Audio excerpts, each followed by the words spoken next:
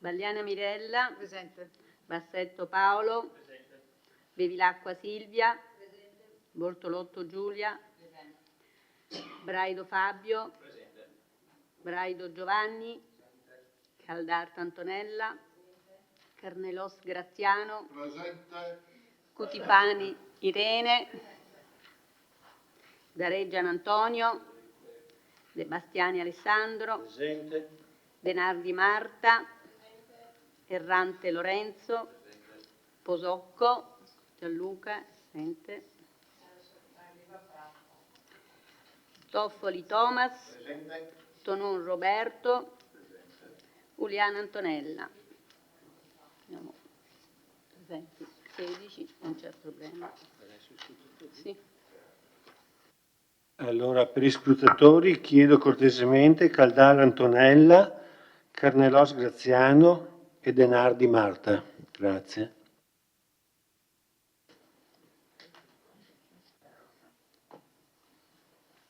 Allora, prima di iniziare, se ci sono comunicazioni, prenotate.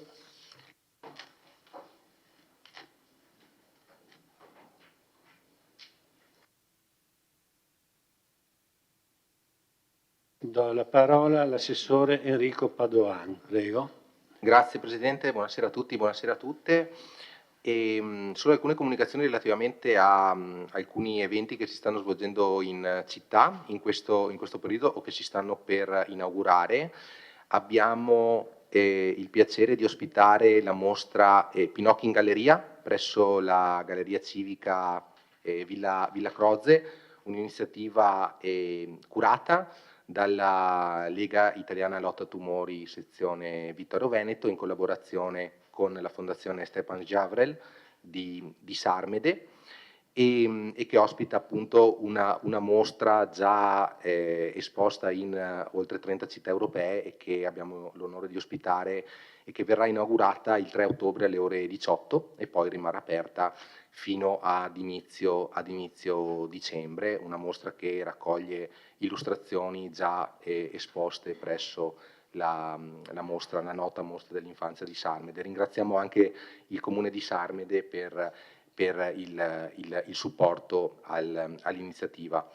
E poi abbiamo la chiusura nel 4 e il 5 ottobre dell'8ª edizione della maratona di lettura. Avremo un evento il 4 ottobre in Biblioteca Civica alle ore 9 con la partecipazione delle scuole. Vi saranno letture sul tema della pace a cura dell'ufficio biblioteca e poi il 5 ottobre pomeriggio alle 17:30 avremo un'iniziativa in collaborazione con la società I Lupi del Consiglio Rugby e una serie di altre associazioni sportive rugbistiche venete e friulane in collaborazione con la Libreria del Trani di Bogotà dove si svolgerà l'evento. E inoltre invito anche qui cittadini e cittadine a visitare l'esposizione di fotografia astronomica che si sta tenendo a Palazzo Todesco. È stata inaugurata il 21 di settembre e rimarrà aperta fino al 20 di ottobre a cura dell'Associazione Astrofili Vittorio Veneto, di cui quest'anno ricorre il 40° della fondazione. C'è un ciclo di conferenze che si sta tenendo in queste settimane a cura dell'associazione. Anche qui il Comune contribuisce attivamente ospitando l'esposizione che appunto invito tutti, anche ovviamente le scuole, oltre ai cittadini e alle cittadine a visitare. E tutto qui. Grazie mille, buonasera. Grazie Assessore Padoan. Do la parola all'Assessore Ceccarini. Prego, Assessore.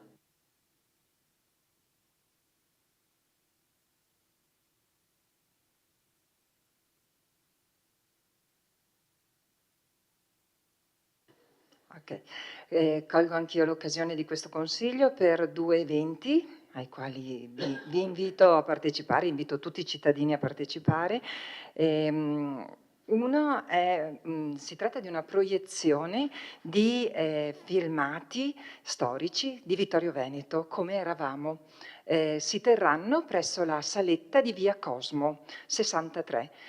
Questa saletta è ricavata dove ci sono gli alloggi popolari dell'Ater, gestiti dal comune, e questa è un'occasione per far conoscere questo posto di aggregazione che è aperto già da alcuni mesi con delle attività settimanali rivolte agli anziani. Questa del 4 ottobre, ma ce ne saranno anche nei prossimi mesi, vogliamo aprire questo posto di aggregazione appunto a tutti, quindi vi invito venerdì 4 ottobre, ore 17 in via Cosmo.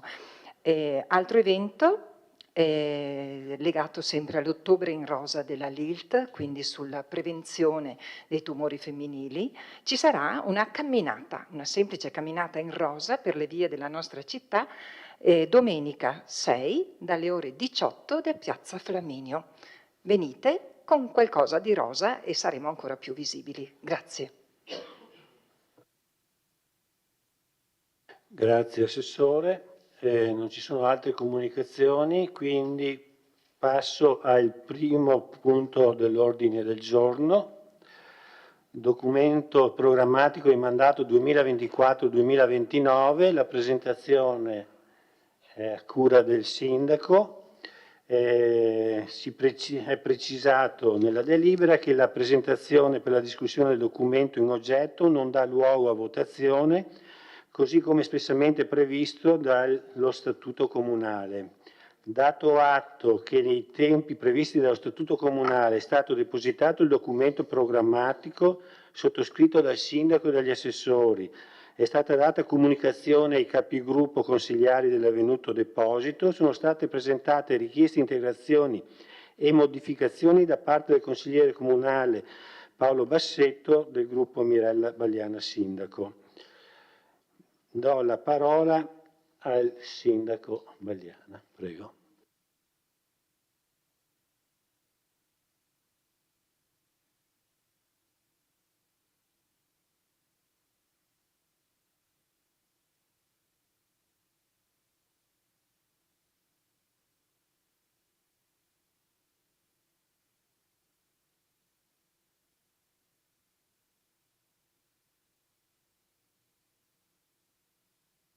Sì, Sindaco deve aprire la prenotazione.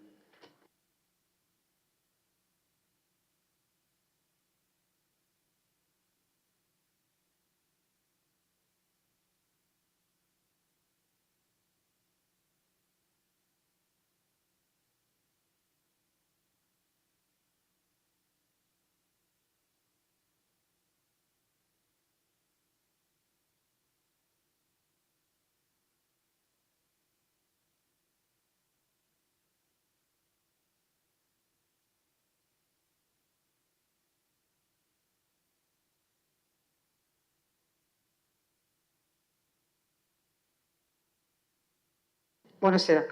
Allora, purtroppo non c'è la possibilità di proiettarlo su quel monitor là, ma comunque serve solo un po' a me perché mi ero fatta degli appunti e quindi è un elenco, cioè è una linea programmatica e non ci sono immagini, quindi chiedo scusa, ma è un documento che tra l'altro è già depositato all'Albo Pretorio e lo trovate insomma posto all'Albo Pretorio. Io quindi ho oggi, questa sera, il mandato di presentare le linee programmatiche appunto di mandato 2024-2029 che sono frutto di un'analisi e della sintesi che abbiamo sviluppato durante l'ultimo periodo, diciamo, della precedente amministrazione e anche lungo i mesi che ci hanno condotto poi a quello che è stato l'elezione del Consiglio Comunale, e quindi linee di programma, di mandato, azioni che sono nate anche da un confronto con i cittadini. Da un punto di vista prettamente di forma abbiamo suddiviso questo documento in una prima introduzione, poi in una premessa, dopodiché ci sono 10 punti. In ogni punto viene sempre citata la parola città, ad esempio una città in salute, una città connessa e sostenibile, in riferimento alla città di Vittorio Veneto naturalmente, in modo da dare anche un'omogeneità alla lettura del documento. Passerei direttamente alla presentazione generale. Chiedo scusa se vado leggermente lunga sulla presentazione, però penso che il momento del Consiglio Comunale sia, oltre a un dibattito, un confronto tra i consiglieri comunali che naturalmente avranno già visto questo documento essendo depositato agli atti, penso che il momento del Consiglio Comunale sia anche utile per i nostri cittadini per prendere visione e per capire qual è le linee di indirizzo, insomma, che la nuova amministrazione, la nostra amministrazione intende perseguire. Nelle premesse abbiamo assolutamente, e penso che qua siamo tutti d'accordo, detto che la città di Vittorio Veneto si caratterizza per le bellezze ambientali, memorie storiche e patrimonio artistico, culturale e paesaggistico che rendono appunto la città di Vittorio Veneto una città unica e invidiabile. Naturalmente queste bellezze noi vogliamo conservarle, però allo stesso tempo vogliamo valorizzarle al fine appunto attraverso queste nuove azioni che vorremmo porre in essere. Dal nostro punto di vista a Vittorio Veneto, l'abbiamo ribadito più volte, negli ultimi anni forse è mancato quello che è una visione a lungo medio periodo su quello che dovrà essere lo sviluppo socio-economico e del territorio di Vittorio Veneto, e forse questo alle volte ha impedito di valorizzare le potenzialità che Vittorio Veneto ha, e quindi noi auspichiamo che sia con questo documento, ma voglio dire con l'apporto poi di tutti, si possa da qui in avanti condividere quelle che potrebbe essere il filo conduttore che ci può aiutare per, ripeto, proiettare Vittorio Veneto nei prossimi 20 o 30 anni. Solo attraverso una strategia un po' più approfondita ciò è possibile. Noi abbiamo individuato delle priorità e delle strategie che devono essere attuate tramite un'attenta pianificazione ed una gestione efficace delle risorse. Sarà necessario inoltre, come metodologia di lavoro, porre attenzione anche ai tempi per realizzare queste linee programmatiche, queste azioni.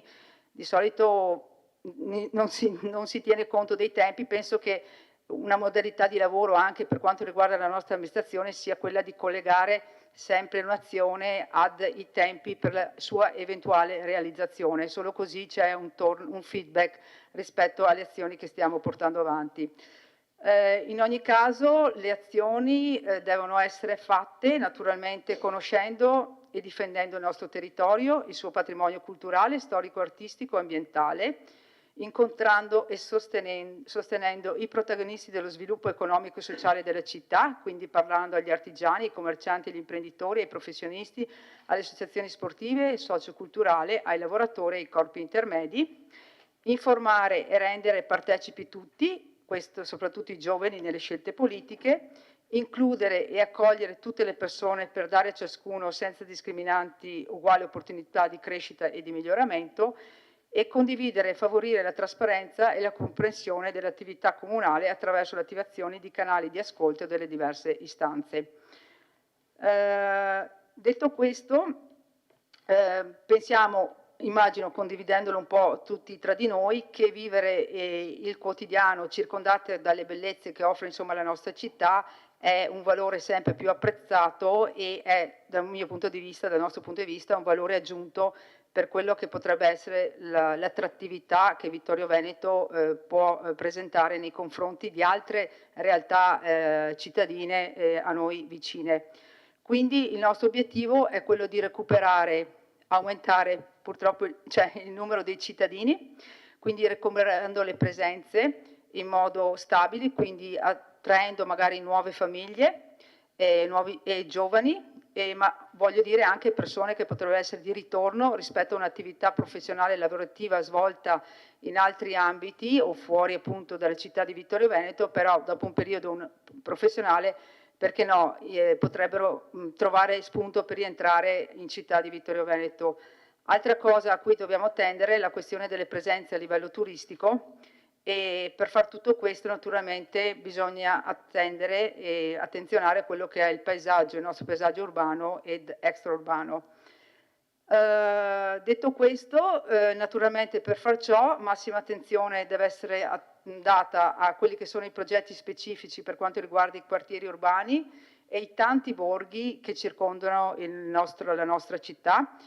Sappiamo benissimo che il territorio di Vittorio Veneto è il comune più esteso della provincia di Treviso, quindi supera perfino anche il capoluogo di provincia Treviso, e questo da un punto di vista può essere un punto favorevole, perché insomma la bellezza naturale è inconfrontabile con le altre città, però da un altro punto è una criticità, perché il mantenimento del nostro territorio naturalmente comporta un dispendio di energie dal punto di vista anche economico non indifferente. Naturalmente massima attenzione sarà data a quello che è la rivitalizzazione di Ceneda, che può essere fatta attraverso lo sviluppo delle proprie specificità culturali e però attraverso anche, pensiamo, ad una definizione di una diversa viabilità. Stessa cosa il nodo della viabilità per quanto riguarda la questione del quartiere di San Giacomo, che è un nodo assai importante, quindi da affrontare e risolvere, e la stessa cosa dicasi anche per Serravalle e il centro con altre problematiche dopo appunto l'apertura del traforo di Sant'Augusta. Altra questione a noi che abbiamo messo al centro poi delle nostre linee programmatiche è la valorizzazione del ruolo della nostra città che ha guadagnato attraverso la partecipazione alla storia, e quindi dobbiamo tenere vivo la memoria degli eventi che hanno visto Vittorio Veneto coinvolta nelle grandi tappe della storia europea del Novecento, dalla partecipazione alle ultime fasi della Prima Guerra Mondiale all'impegno nella lotta di liberazione dal nazifascismo, che ha meritato, ricordiamo, alla città di Vittorio Veneto la medaglia d'oro al valore militare. Tra l'altro il prossimo anno ricorrerà l'80° e quindi insomma stiamo già cercando di lavorare per questo grande evento. Rispetto alla premessa, il programma qua stilato è in funzione dei prossimi 5 anni di mandato, però racchiude in sé anche una visione un po' più ampia di lungo periodo, che però potrebbe essere implementata naturalmente nel corso degli anni. 5 anni di mandato sono tanti, naturalmente ci sono delle condizioni esterne e interne che potrebbero variare, e quindi penso di potermi dire che insomma qui nulla è scritto sulla pietra rispetto a questo programma di mandato, e penso che un'amministrazione intelligente sia anche aperta a eventuali suggerimenti o situazioni che verranno a determinarsi. Vado velocemente a presentare i 10 punti del programma, li abbiamo divisi così: una città in salute. Siamo partiti dalla cosa che forse per noi, penso anche questa condivisa da tutti, è la cosa essenziale per una persona, quella di vivere in un benessere psicofisico, e quindi solo attraverso appunto la capacità di avere questa salute di ciascuno di noi, ecco che ogni persona ha la possibilità di realizzarsi in quelli che sono i vari ambiti della propria quotidianità, della propria vita. La sanità pubblica, come sappiamo, purtroppo sta vivendo un periodo non felice, con parecchie criticità, e questo determina molte volte la preoccupante rinuncia alle cure di molte persone, soprattutto appartenenti ai ceti meno abbienti. Naturalmente l'altra criticità che viene ricordata sempre è la carenza di personale sanitario all'interno delle strutture ospedaliere, anche gli infermieri e medici, e anche i medici di base, anche se il trend sui medici di base sembra che fra 2 o 3 anni possa essere invertito, e quindi questo ci fa un po' ben sperare. Naturalmente noi ci concentriamo soprattutto sulla questione del nostro ospedale, l'ospedale che non riguarda solo la città di Vittorio Veneto, ma insomma è aperto a tutti, tra virgolette, le persone, la popolazione che ruota all'interno dell'Interland del Vittoriese, quindi serve più di 200.000 cittadini. Un tempo punto di riferimento rispetto per tutti i comuni del comprensorio, oggi dal nostro punto di vista molto depotenziato, e quindi le azioni che vorremmo mettere in atto è innanzitutto richiedere, come è stato più volte detto anche in questo Consiglio Comunale, l'attivazione dei posto letto di rianimazione e terapia intensiva, che ha delle ricadute positive anche sulle attività mediche che vengono svolte all'interno dell'ospedale, sollecitare la piena funzionalità del pronto soccorso e il potenziamento dei reparti di base, e questo per dire che pensiamo che il nostro ospedale debba rimanere un ospedale per acuti, quindi per situazioni in cui ogni cittadino su situazioni di sanità base possa trovare delle risposte. Oltre a questo, naturalmente, per quanto riguarda la sanità, naturalmente vorremmo anche provare a mettere a disposizione dei medici di base, dei locali sfitti, e soprattutto nelle zone periferiche della città. Mi viene in mente la questione della Valle Appesina, magari nei nostri immobili in zona potrebbero essere adibiti ad uno studio medico, appunto per qualche dottore che potrebbe ogni tanto, una volta alla settimana almeno, salire in valle. Altra questione sulla sanità: vorremmo che il Consiglio Comunale riprendesse la sua centralità e occupandosi proprio di sanità. E poi c'è la questione delle farmacie comunali. Anche qui penso ci siano margini per ripensare e sollecitare ad un nuovo ruolo per quanto riguarda il discorso del Vittorio Veneto Servizi, ma magari lo approfondiremo in altro momento. Naturalmente sostenendo le associazioni ed enti che a diverso titolo operano nel campo della prevenzione e dell'assistenza in ambito sociosanitario, e qui insomma abbiamo anche tantissime associazioni. Una città connessa e sostenibile. Allora, qui parliamo di viabilità di piazze, e pensiamo che diciamo, i nodi stradali, le strade non debbano essere solo delle arterie per, diciamo, per arterie di traffico, ma bensì pensiamo che soprattutto le arterie secondarie debbano tornare a avere un'altra funzione. Quindi costruire la viabilità in un'idea di mobilità che risponde ai criteri di sostenibilità. Per le azioni abbiamo previsto rivedere il PUT tenendo conto delle modifiche dei flussi nelle aree urbane determinate dall'apertura del traforo, appunto specialmente Serravalle, centro e costa, ridurre la velocità dei veicoli in alcuni punti strategici, ad esempio in Valle Appesina. Voi sapete benissimo che durante l'estate, soprattutto nei weekend, la Valle Appesina è percorsa insomma da motociclisti, non tutti indisciplinati, ma alcuni insomma alle volte superano di parecchio i limiti di velocità, quindi dobbiamo assolutamente attenzionare quella zona. Limiti di velocità che vengono anche superati in centro città, molte volte lungo il viale della Vittoria, e in prossimità anche di siti sensibili come le scuole. Altra azione che vorremmo attuare, sì, abbiamo anche eventualmente ipotizzato anche la riduzione della velocità a 30 km/h solo però nelle zone, nei quartieri residenziali, dove appunto solo in queste zone, migliorare l'accessibilità al centro storico di Ceneda, affrontare il problema del superamento di Serravalle, l'abbiamo anche già detto. Rendere le piste ciclabili un punto di forza, promuovere il Vittorio Veneto, ecco, da città delle biciclette, per la storia che ha avuto Vittorio Veneto, insomma, con i storici marchi delle biciclette, quindi la Carniella, la Bottecchia Aurora, a città per le biciclette, quindi Vittorio Veneto potrebbe, insomma, pensiamo che potrebbe avere questa caratteristica. Tra l'altro ieri la provincia di Treviso è stata premiata come una delle province più vicine ai ciclisti, e quindi questo ci fa ben sperare che questo mondo della bicicletta possa progredire. Altra cosa, la prosecuzione della progettazione della ciclabile Venezia-Monaco, realizzando collegamenti con l'Alpago e nella zona sud di San Giacomo. Trasporto pubblico. Il trasporto pubblico, garantire una mobilità sostenibile a favore delle diverse necessità, lavoro, scuola e tempo libero. Verificare la possibilità di un collegamento, ecco, questa l'abbiamo un po' studiata nel periodo estivo, partendo da San Giacomo e raccogliendo un po' le persone alla spiaggia del Lago Morto, al fine di favorire il raggiungimento dell'area turistica e di liberarla dalle troppe auto per rendere la fruizione più sostenibile. Insomma, durante l'estate la spiaggia del Lago Morto si riempie di migliaia di persone e quindi c'è da fare anche una rivalutazione per quanto riguarda l'area come attività turistica.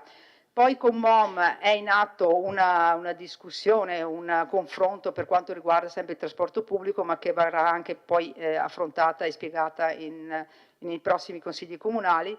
Per quanto riguarda la mobilità pedonale, ecco, Vittorio Veneto è una città che si presta benissimo ad essere percorsa a piedi, anzi voglio dire i nostri cittadini sono bravi e la fanno bypassano per chilometri.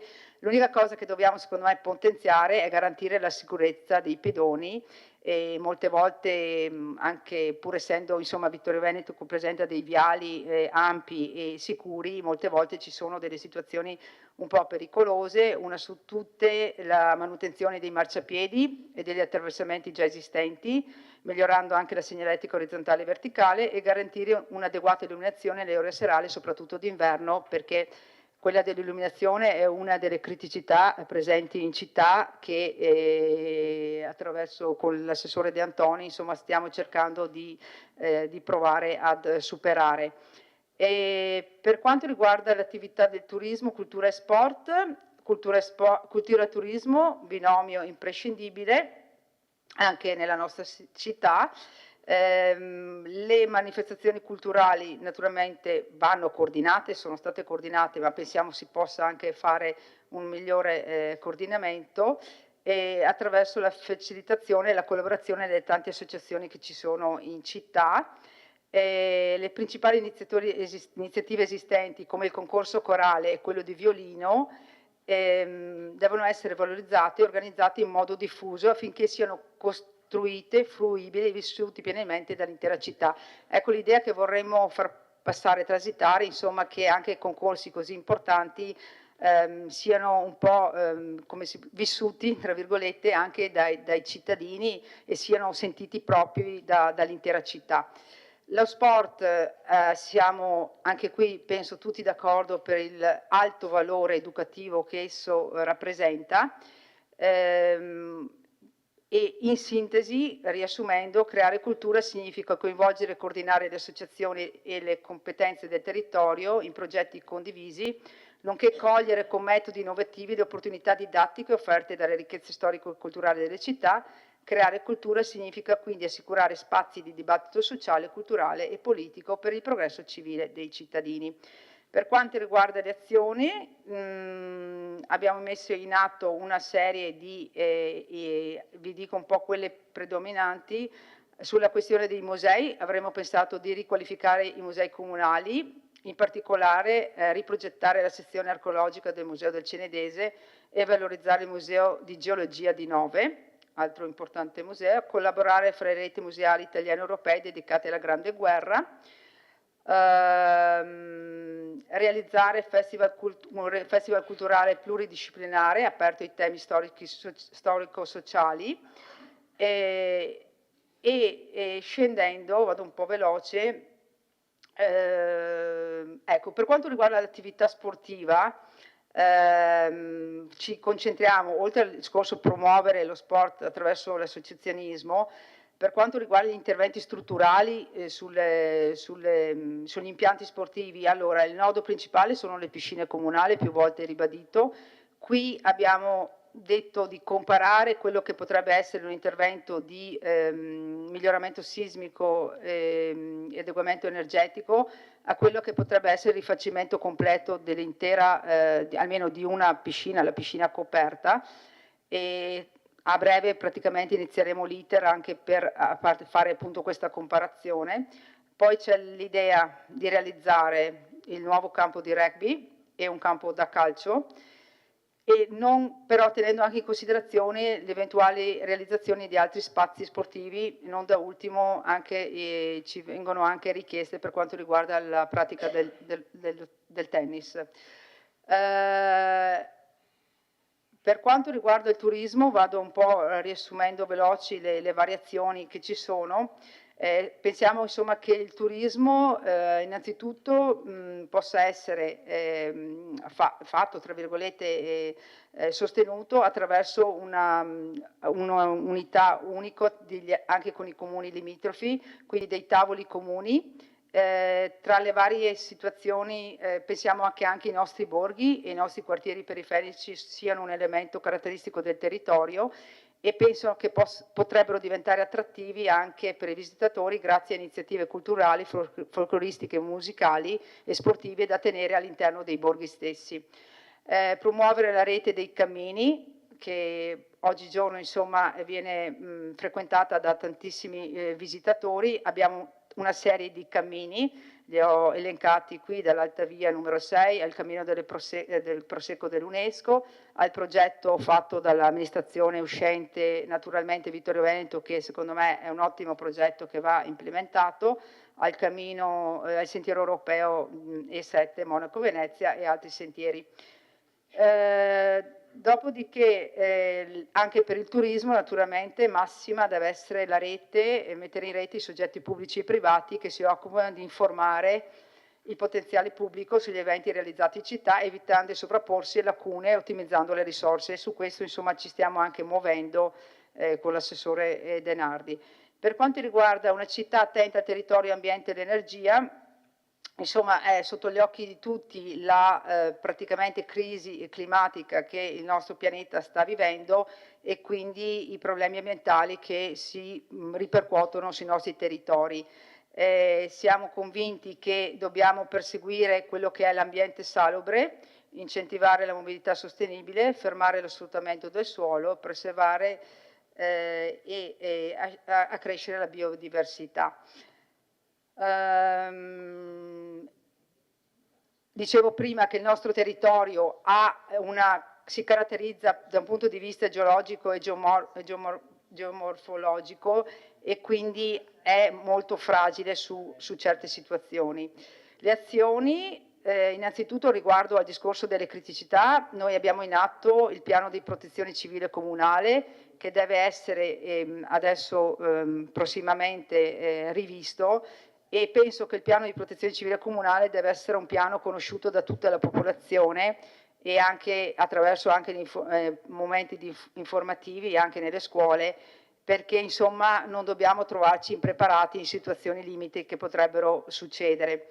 Sempre per l'ambiente, avviare il progetto Parco del Meschio, proseguire la pista ciclabile del Meschio da Vittorio Veneto Sacile, che era stata iniziata anche dalla precedente amministrazione con i comuni contermini, ma poi si è un po' fermata, e porre massima attenzione alla protezione delle nostre risorse idriche nel territorio comunale e altre situazioni. Per quanto riguarda gli interventi dal punto di vista urbanistico, noi abbiamo l'idea insomma di fare il piano degli interventi, visto che abbiamo concluso la passata amministrazione ha svolto e ha chiuso il PAT, e quindi adesso si tratta di concentrarsi sul piano degli interventi, e quindi qui una delle idee è quella insomma di recuperare tutti i volumi, i grandi volumi che sono presenti in città. Naturalmente non si può fare tutto in 5 anni, però voglio dire, se almeno c'è una proiezione, una prospettiva per almeno uno dei grandi volumi presenti in città, non sarebbe una cosa assolutamente utile. Abbiamo cercato di promuovere l'iniziativa Adotta una rotonda, ecco perché anche questo, soprattutto le rotonde di ingresso della città, penso che siano da sistemare, perché danno un po' la cartina voglio dire, l'immagine di quello che è la cura poi della città.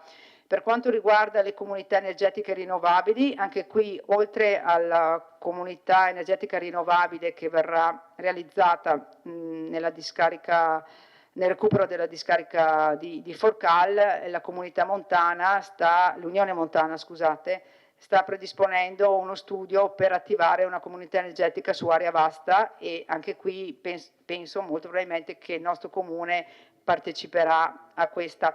Ultima cosa che l'ho inserita io è questa: aderire alla rete dei comuni sostenibili, questa associazione è un'associazione italiana con una partecipazione in tantissimi comuni, dove praticamente i comuni mettono in atto una condivisione di buone pratiche e queste buone pratiche però vengono monitorate attraverso appunto un monitoraggio di tipo volontario. Una città collaborativa, partecipata, efficiente, trasparente e innovativa.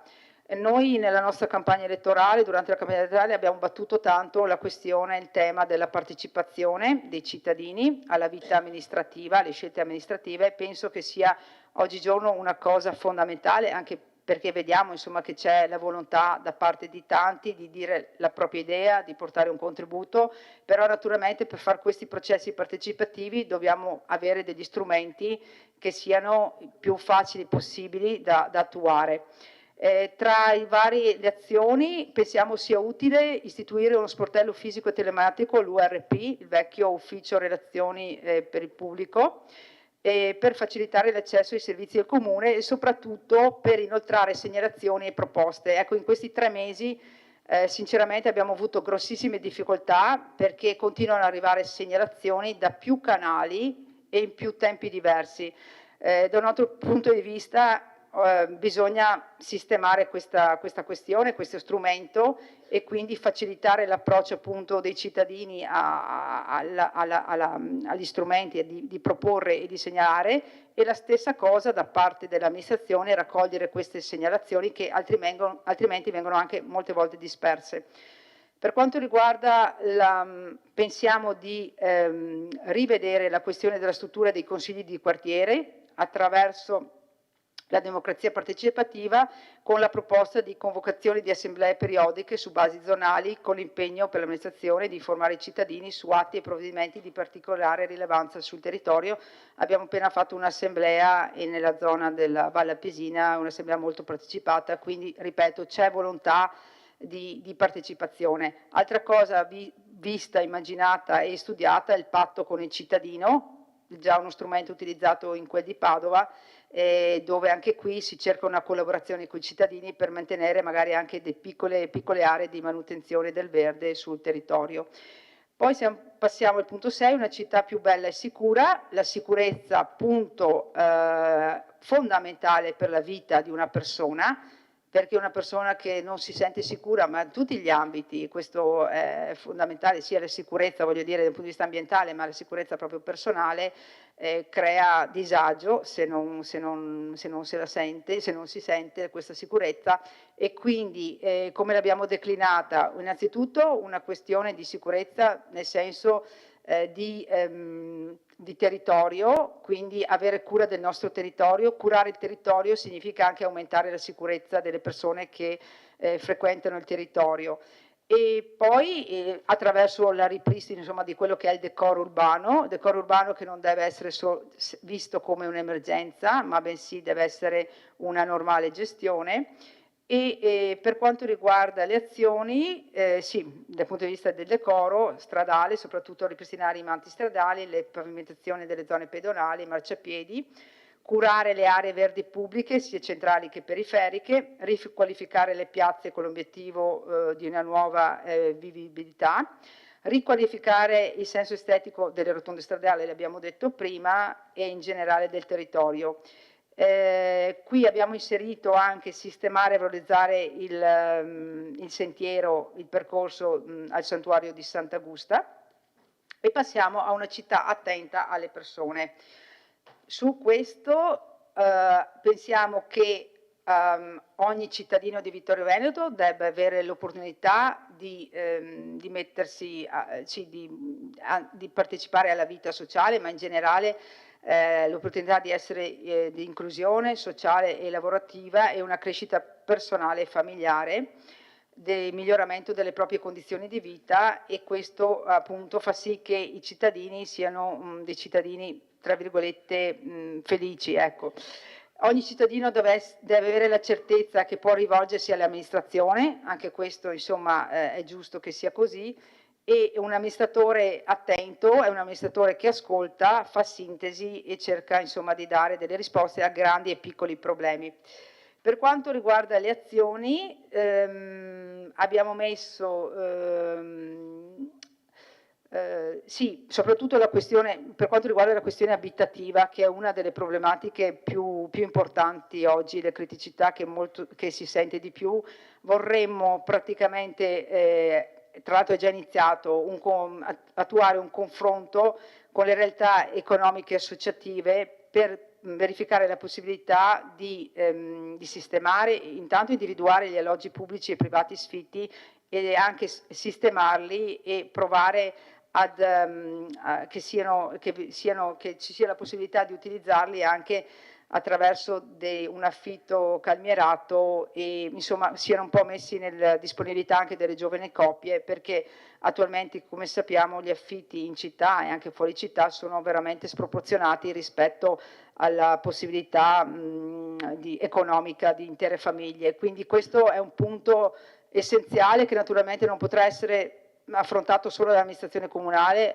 bensì da politiche nazionali abitative, però sappiamo che sarà una delle questioni principali nei prossimi anni e quindi ci arriverà sul tavolo, voglio dire, ci sono già queste situazioni di criticità, ma voglio dire diventerà un fenomeno molto, molto attenzionato.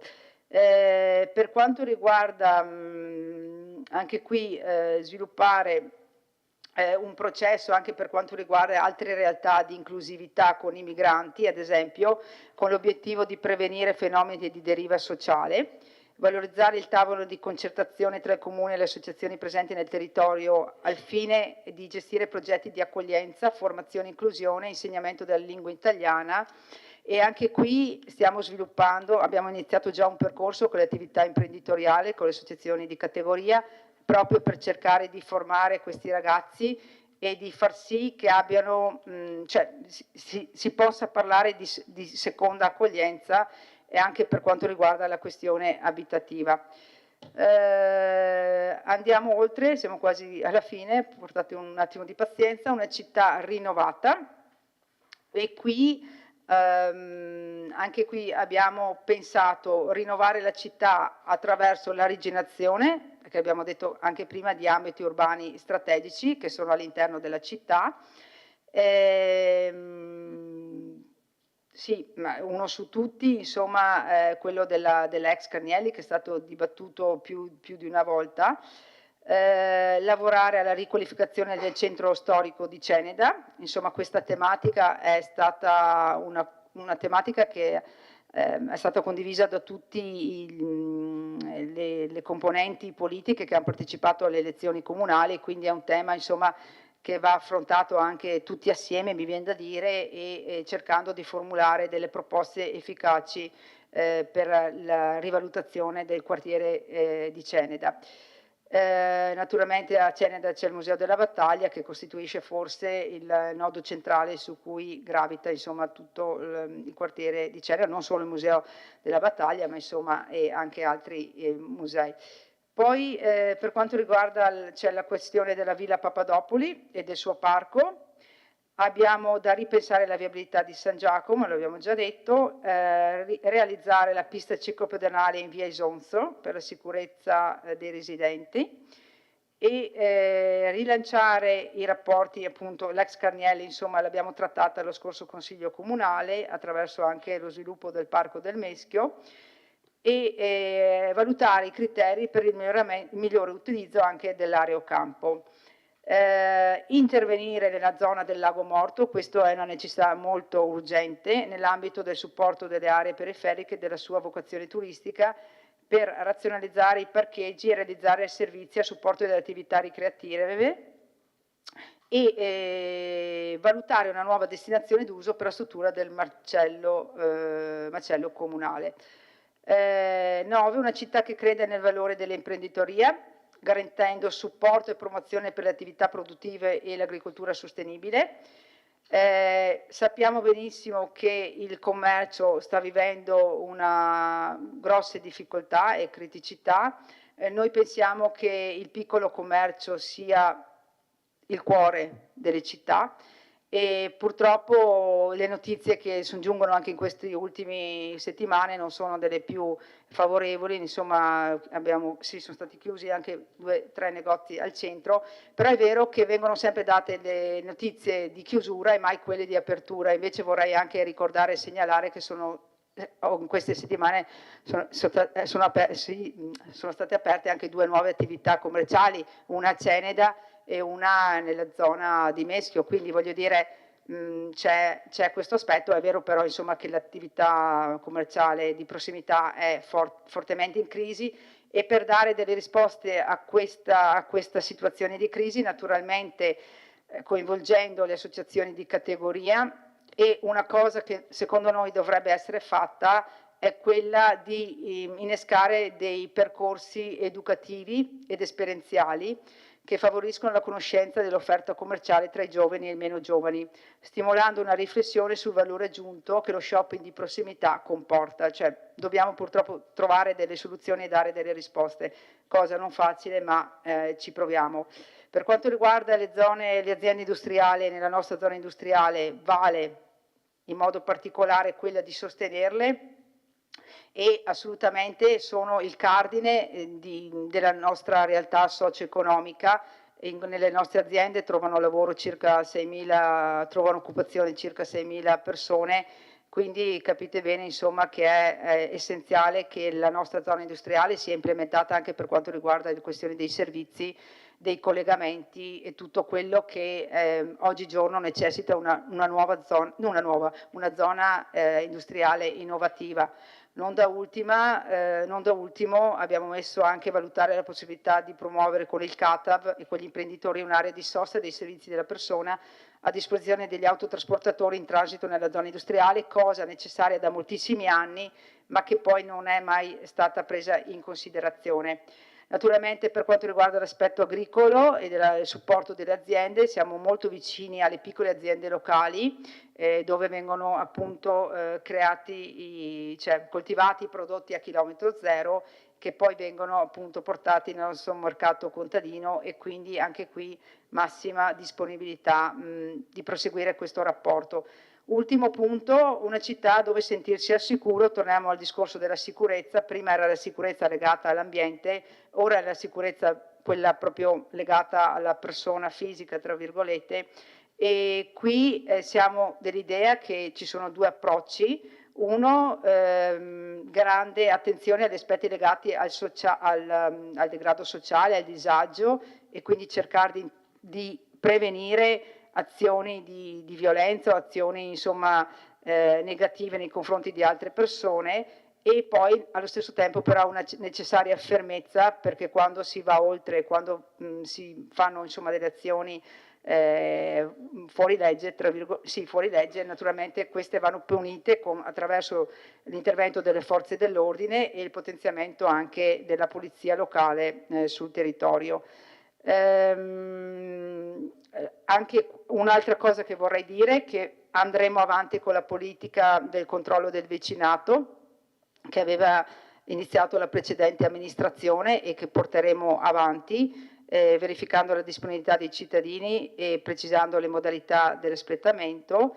E inoltre, sempre sul discorso sicurezza, torniamo alla questione delle misure di primo soccorso che devono essere conosciute dalla maggior parte della popolazione, e della protezione civile che abbiamo detto in precedenza. Ecco, io mi fermo, volevo solo fare un'ultima considerazione, ripeto, è quella di prima, che il documento è di mandato, che è un documento, vorrei dire, aperto alle osservazioni, aperto da un punto di vista così ideale a qualsiasi tipo di osservazione, di contributo che possa venire dai consiglieri comunali o anche dalle associazioni di categoria o dai cittadini stessi. Quindi voglio dire, io mi ripeto su questo, siamo disponibili in ogni qualvolta a verificare se ci sono dei miglioramenti possibili all'interno di questo programma di mandato. Grazie.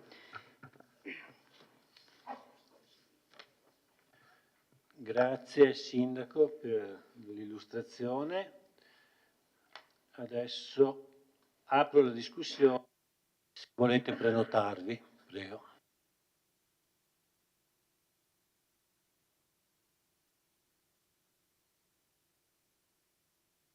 Do la parola alla consigliere Silvia Bevilacqua, prego.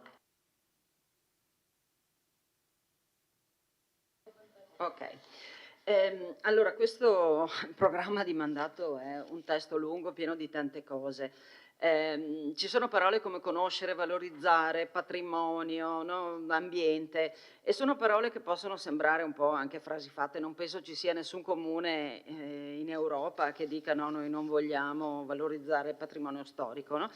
Però in questa lettura, no, io l'ho riletto in questi giorni, ti viene da soffermarti sui vari aspetti e ricordano a noi probabilmente anche momenti della campagna elettorale, incontri eccetera. Io volevo focalizzarmi su alcune parole per, come dire, elevare un attimo rispetto al momento pratico. Allora, la prima parola che ho individuato è energia, cioè nella prima ovviamente mi riferisco alla parte soprattutto sulla cultura. La parola energia sottende la volontà di fare, secondo me.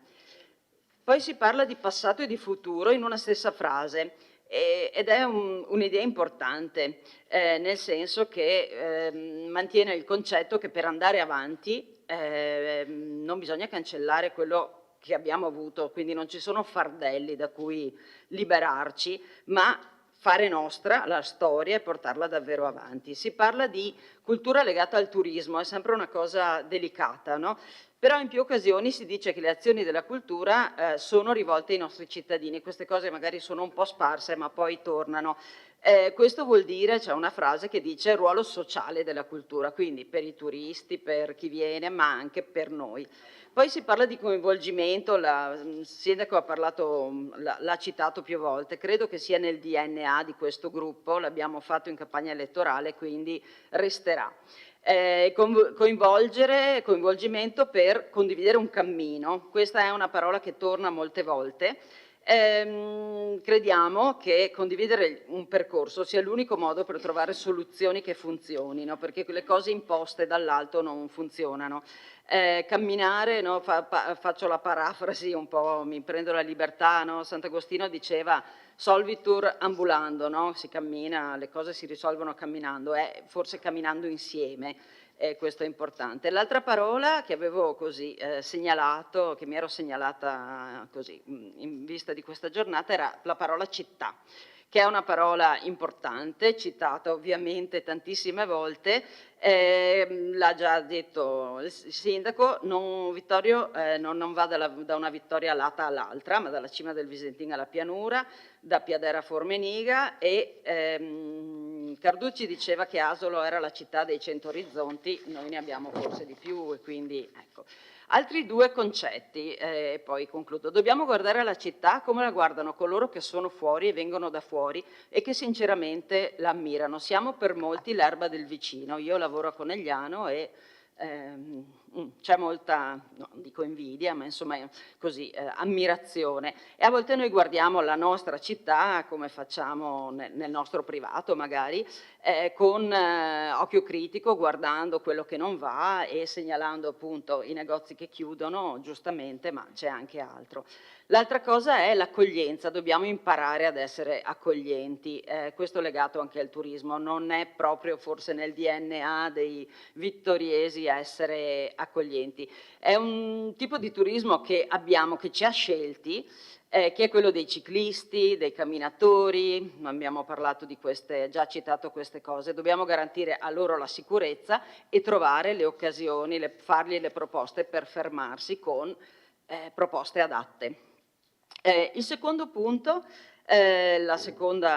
punto di vista secondo me è che dobbiamo, certo che ci sono i problemi, però dobbiamo anche cercare di vedere questi problemi come vedere di trasformarli in opportunità, no? Il verde urbano è un problema, però è anche un'opportunità. Chi ha tagliato i viali in questi ultimi 30 anni adesso li piange, noi li abbiamo e dobbiamo avere in mente questo. Altre cose che, no, opportunità, abbiamo tanti musei e non è uno scherzo, abbiamo fatto un conto che c'è un museo ogni 3.900 abitanti, quindi tantissimo, è la città stessa che è un museo, questa è un problema, ma deve diventare anche un'opportunità davvero. Quello che manca, secondo me, è la capacità di narrare noi stessi e la nostra bellezza. La gente viene qua e pretendiamo che ci capisca e capisca la città senza che noi gliela raccontiamo. Questo è un aspetto che manca. Dobbiamo guardare altrove, dobbiamo vedere altre esperienze, valutarle, adattarle, cioè il mondo è grande. Per questo, insomma, credo che la presenza di questi giovani, che non sono ragazzi ma sono giovani, e hanno dietro le spalle tanta gente che li ha votati, evidentemente, vivono magari nei borghi, ma fanno parte di molti di mondi molto grandi. A noi spetta il compito di lasciarli fare, accogliendo i loro mondi, perché sono questi che ci possono portare un po' più in là e dare corpo alla parola futuro, che è presente in queste pagine in molte parti, no? È una parola complessa, 3 sillabe, che però sono ricche di possibilità, di speranza, che usa solo chi crede che tante cose siano possibili. È la parola chiave, credo, che deve guidare, ma che guiderà sicuramente questo mandato. Grazie. Qui si spegne così. Grazie, consigliere. Bevi l'acqua. Vediamo se ci sono altre prenotazioni.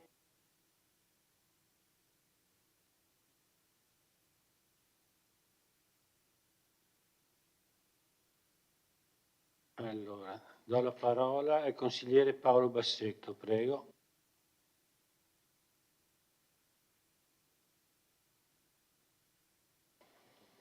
Grazie. Buonasera a tutti. Questa sera, di fronte a questo Consiglio Comunale, il Sindaco ha presentato il documento programmatico di mandato. Abbiamo sentito che è un documento abbastanza lungo, ma tutto sommato abbastanza semplice nella sua struttura. A dispetto di questa semplicità, però, è un documento, a mio avviso, di centrale importanza, perché è quello che va a tracciare la strada che questa amministrazione perseguirà nei prossimi 5 anni, e lo fa anche con uno sguardo che va al di là dei 5 anni di mandato. Come avete sentito, a nome del gruppo Mirella Bagliana Sindaco, ho presentato alcune richieste di integrazione del documento sottoscritto dal Sindaco e dalla Giunta. E richieste tutte, dico tutte, che la Giunta Comunale ha accolto, dimostrando, a mio avviso, una grande attenzione e anche una grande apertura verso le istanze e le proposte che da questo Consiglio Comunale provengono. Consiglio che, l'ho già detto durante il primo Consiglio Comunale, ma lo ripeto, è l'organo di indirizzo e di controllo politico di questo ente comunale. Confesso che non mi sarebbe dispiaciuto vedere qualche proposta anche da parte della minoranza. Secondo me sarebbe stata una bella occasione di confronto, perché ritengo davvero che il contributo di ciascun consigliere comunale possa avere un valore importante per questo Consiglio Comunale, per la città e per la sua comunità. Anche questa è una cosa che avevo detto, ma la ripeto anche oggi perché davvero ci credo. Questo gruppo consiliare non avrà problemi in futuro a confrontarsi con tutti i membri di questo Consiglio, a maggior ragione quando si tratterà di affrontare temi di rilevante interesse per la città e i suoi abitanti. Questo non significa che ciascuna proposta debba necessariamente essere accolta, ci possono essere delle diversità di visione, certamente, ed è normale che sia così, ma l'apertura da parte nostra c'è e ci sarà sempre anche in futuro. E ovviamente auspichiamo anche che ci sia lo stesso tipo di apertura da parte della minoranza nei nostri confronti. Venendo alle richieste di modifica e integrazione del documento programmatico che abbiamo fatto, ci tengo a fare una precisazione, credo sia giusto farla, semplicemente per non dare adito a strane congetture. Sono consapevole che può sembrare strano che tali richieste provengano da un consigliere e da un gruppo consiliare che rappresentano la maggioranza. Può sembrare strano che la maggioranza proponga la modifica integrazione, mi verrebbe da dire, di un documento della Giunta che è espressione della maggioranza stessa. Sottolineo però che per noi non c'è assolutamente nulla di strano. Sarà forse un modo di fare politica cittadina diverso da quello a cui molti sono abituati, ma queste sono le nostre modalità, queste sono le modalità che ci contraddistinguono. Siamo stati eletti consiglieri comunali di questa città e intendiamo svolgere in modo pieno il nostro ruolo, esercitando le prerogative che ci sono attribuite. Partecipazione attiva, ascolto, confronto aperto e collaborazione sono e dovranno essere al centro del nostro operato ed è da qui che abbiamo voluto cominciare. Saranno poi le consigliere comunali Cutifani e Denardi ad introdurre alcuni dei temi che sono stati oggetto in queste linee programmatiche anche di nostre proposte, specifiche proposte. Il riferimento in particolare è alle politiche giovanili, alle politiche educative, alle politiche scolastiche, alla partecipazione, alla protezione civile. Questo al momento, ma come diceva il sindaco poco fa, di fronte a noi abbiamo 5 anni. Sì, secondo me sì. Forse 10. Perché forse 10 almeno, dice? Certamente. Intanto affrontiamo questi 5 anni, cerchiamo di farlo al meglio, quantomeno al meglio delle nostre possibilità, e certamente in questi anni non mancheremo di portare le nostre idee e le nostre proposte. Grazie.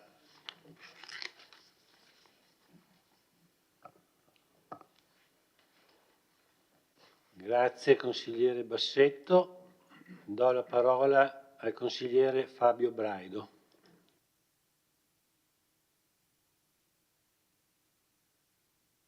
Grazie, buonasera a tutti.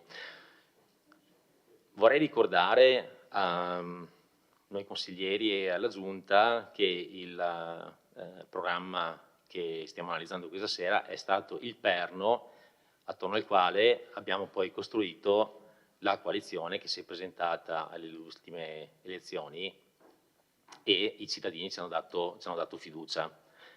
La prima cosa che abbiamo fatto quando abbiamo cominciato a lavorare a livello di coalizione è stato quello di lavorare sul programma e sulla base di questo abbiamo poi individuato la figura che pensiamo che la rappresenti al meglio, che è la nostra sindaca. Ho personalmente contribuito ai lavori che hanno poi portato alla stesura del programma, e naturalmente in rappresentanza del Partito Democratico, e una cosa che vorrei così evidenziare è stato lo spirito di collaborazione, e quindi questo diciamo, è un po' un'indicazione anche su come intendiamo lavorare in questi 5 e speriamo più anni. 2 parole su come siamo arrivati a lavorare questo programma. Abbiamo lavorato all'interno dei singoli gruppi, portando diciamo, in evidenza quelle che erano le istanze, le idee e i progetti per la città che erano più cari ai singoli gruppi. Dopodiché abbiamo identificato dei delegati, dei rappresentanti di ciascun gruppo che per praticamente un anno si sono trovati quasi tutte le settimane per lavorare e mettere a punto questo programma. È stato un lavoro molto intenso che ci ha permesso anche di conoscerci tra di noi e di saldare e rendere coesa questa coalizione. Dopo che cosa abbiamo fatto? Siamo andati nei quartieri, abbiamo ascoltato i cittadini, abbiamo preso nota delle loro istanze e dei loro suggerimenti e abbiamo poi affinato il programma, che è poi quello che abbiamo poi presentato e che oggi costituisce il programma di mandato. Uno dei punti su cui in particolare la nostra sindaca, allora candidata, ma tutti noi hanno puntato durante la campagna elettorale, è stato l'elemento della trasparenza e del coinvolgimento dei cittadini.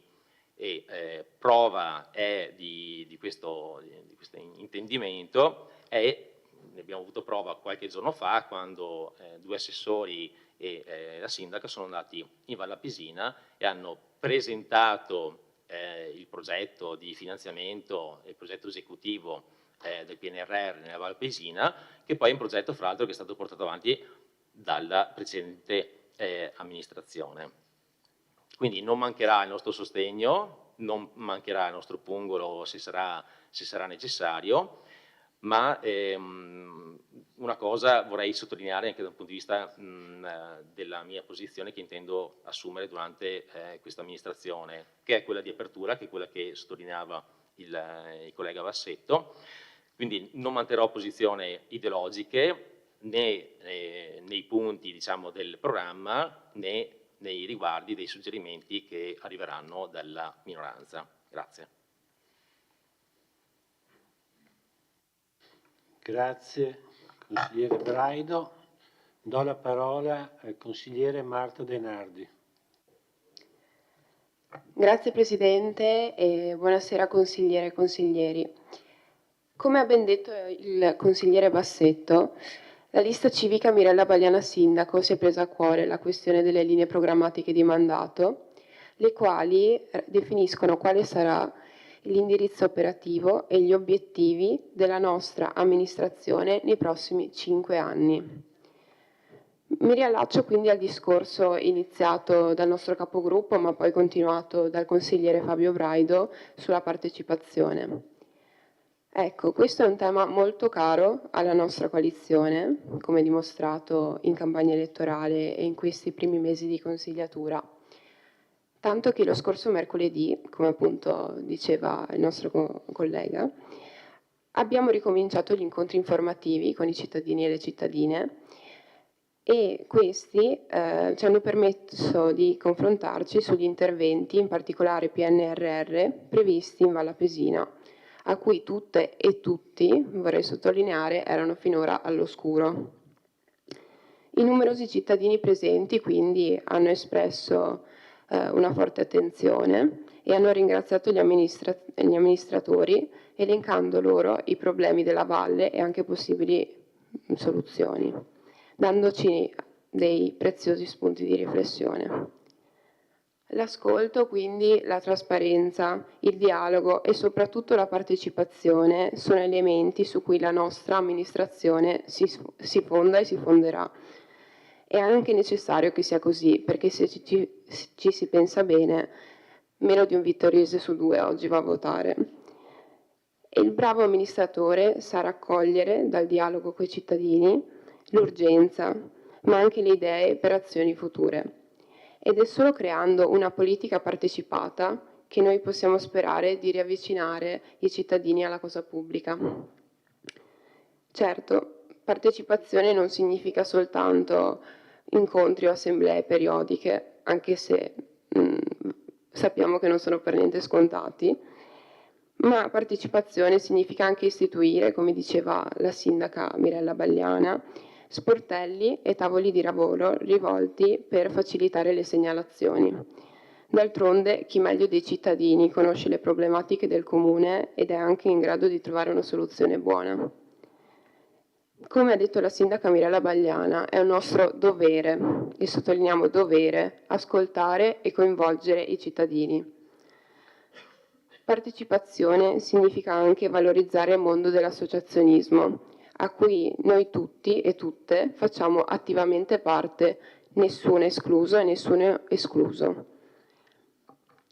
Uno dei nostri obiettivi, quindi, per l'attuale consigliatura, sarà quello di promuovere una politica partecipata e l'ascolto costante con i cittadini, solo attraverso il quale è possibile ottenere una politica costruttiva. Grazie. Grazie consigliera De Nardi. Do la parola alla consigliere Irene Cutifani. Prego. Grazie Presidente. Così come anticipato dal collega consigliere Bassetto, abbiamo appunto proposto delle integrazioni accolte dalla Giunta e in particolare per vicinanza di temi e sensibilità La lista civica Mirella Bagliana Sindaco ha voluto proporre un'integrazione alle linee programmatiche riguardante il tema della scuola e la relazione del comune con chi frequenta e vive poi gli istituti scolastici. Infatti, troppo spesso il mondo dei ragazzi e delle ragazze più giovani arriva a diventare oggetto di discussione solo quando il disagio ormai è conclamato o si manifestano comportamenti che disturbano la popolazione, vedi la questione quadrilatero affrontata grandemente in campagna elettorale in vari termini. Questi ragazzi diventano quindi il capro espiatorio di malesseri che però sono da riferire ad un quadro molto più complesso. È vero che esistono degli strumenti in mano agli operatori sociali per intervenire su questo tipo di situazioni limite, però non si può pensare alla questione giovanile come ad un guasto da riparare o peggio da nascondere. Di fronte ad una fragilità sociale così pervasiva come quella a cui stiamo assistendo, si tratta di investire su tutte le risorse che ci sono e prendersi la responsabilità come amministratori di quello che accade.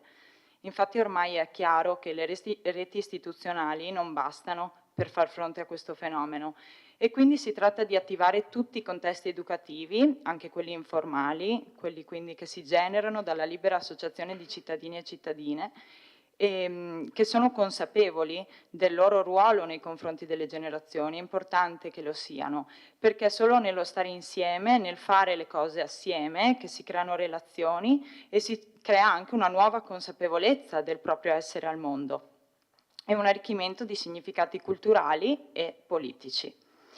La soluzione quindi non può essere singola, non possiamo ragionare quindi per compartimenti stagni, dobbiamo pensare ad interventi che coinvolgano tutta la collettività, che sensibilizzino i cittadini alle tematiche, perché l'obiettivo deve essere quello di costruire una comunità educante che si occupi trasversalmente dei giovani che vivono la città e che hanno il diritto al benessere e alla cura. Creare una rete intorno a questi ragazzi significa collaborare per ascoltarli. E non possiamo quindi pretendere una sensibilità dei ragazzi verso il bene comune se non diventiamo noi modello di ascolto e di cura e se continuiamo a guardare i percorsi esistenziali dei giovani con uno sguardo che ormai è obsoleto e che non li contiene più. Per ascoltare bisogna costruire insieme un nuovo linguaggio e un nuovo contenitore di senso. L'idea è di costruire un'alleanza tra istituzioni, servizi pubblici, terzo settore e reti informali. È motivata dalla volontà di generare uno sviluppo della comunità, includendo anche le fasce più giovani appunto della popolazione. E quindi qui coinvolgere la scuola è fondamentale. La scuola è l'agenzia educativa privilegiata, vede i ragazzi e li ha sotto gli occhi per molto tempo. Creare un dialogo e una collaborazione con il mondo scolastico significa tessere una rete resistente intorno ai ragazzi. In più ci proponiamo di fornire ai ragazzi degli spazi in cui possano confrontarsi e costruire insieme dei progetti, creare dei luoghi di scambio con il mondo adulto in cui tutti possano mettere in campo esperienze e idee, in modo tale da costruire un senso di appartenenza al proprio territorio, che è la base per un benessere della comunità, perché permette ai ragazzi di sentirsi parte di un tessuto sociale che li include nei processi di costruzione e si arricchisce con il contributo di tutti e non solo di una fetta della popolazione. Il nostro proposito appunto è quello di creare degli spazi di confronto in cui il mondo adulto accolga le generazioni più giovani, senza giudizio e con la volontà di mettersi al servizio di bisogni e necessità. Qui mi riferisco ai giovani, quelli veri, che non siamo noi, fate eccezione forse per la consigliera Denardi, perché noi ci ormai cataloghiamo come adulti nel mondo fuori da qui. E questo sappiamo essere un progetto ambizioso, ma in cui crediamo come lista e come singoli che hanno quotidianamente contatto con i giovani e le giovani e la loro realtà. Grazie. Grazie. Ha chiesto la parola e la do al consigliere Thomas Toffoli, prego. Buonasera a tutti, buonasera Sindaco. Ringrazio l'esposizione appunto del Sindaco del documento programmatico molto, molto vasto e riflettevo appunto che anche il nostro programma elettorale di Fratelli d'Italia si riconduce e si ricollega molto sui vari punti, vari temi, assieme anche all'ex candidato sindaco Giovanni Braido. Quando ho organizzato i candidati e la lista e ho scelto, ho pensato appunto di inserire persone competenti nel settore. Parlavamo appunto dell'ospedale, ho inserito dei medici, ma non per portare a casa un bagaglio elettorale di voti, ma per risolvere le problematiche a livello sanitario. Quindi sarà molto da lavorare assieme per trovare appunto una soluzione per le lunghe liste d'attesa, per i posti letto. Ho affrontato anche delle idee e sarebbe interessante, secondo me, con la dismissione delle caserme, portare anche un'università dei medici, perché servono medici per aumentare, snellire le lunghe liste d'attesa. Fratelli d'Italia ci sarà, cercherà appunto assieme al Consiglio Comunale di trovare soluzioni e idee per un rilancio e la ripartenza dell'economia di Vittorio Veneto. Sappiamo appunto purtroppo in questi mesi i caduti del commercio, la chiusura dei negozi purtroppo, e bisogna pensare a qualche cosa di urgente per risolvere questa problematica. Si parlava appunto prima, Vittorio Veneto è una città delle più vaste a livello geografico della provincia di Treviso. Per portare i turisti c'è bisogno di idee, di soluzioni. Attraverso anche la Commissione Cultura sicuramente faremo un lavoro anche all'assessore della cultura, nuovi programmi e anche concorsi, come si parlava all'interno del programma. E quindi ci siamo e buon lavoro a tutti.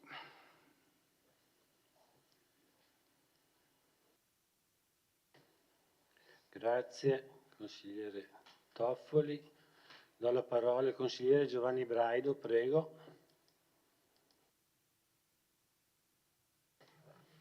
Arriva. Vabbè.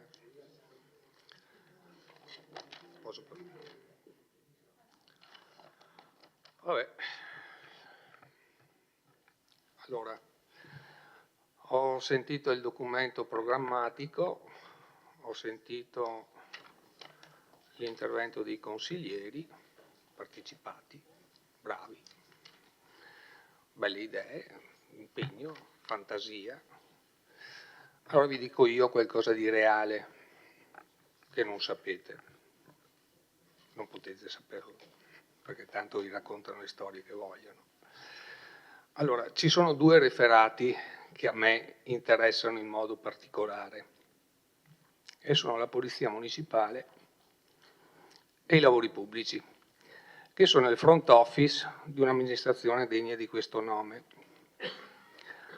Allora, per quello che riguarda i lavori pubblici, in 15 anni abbiamo perso l'architetto Antoniazzi, l'ingegner Tonon, il dottor Gallo, poi abbiamo perso la dottoressa Elvasore, la dottoressa Della Torre, abbiamo perso tutte le memorie storiche di questa amministrazione e di questa città. Potrei anche dirvi di chi è la colpa, ma si capisce. 15 anni in cui ci sono state amministrazioni, e parlo di amministrazioni, che hanno piantato la bandierina dopo il 2009 e non hanno fatto praticamente niente.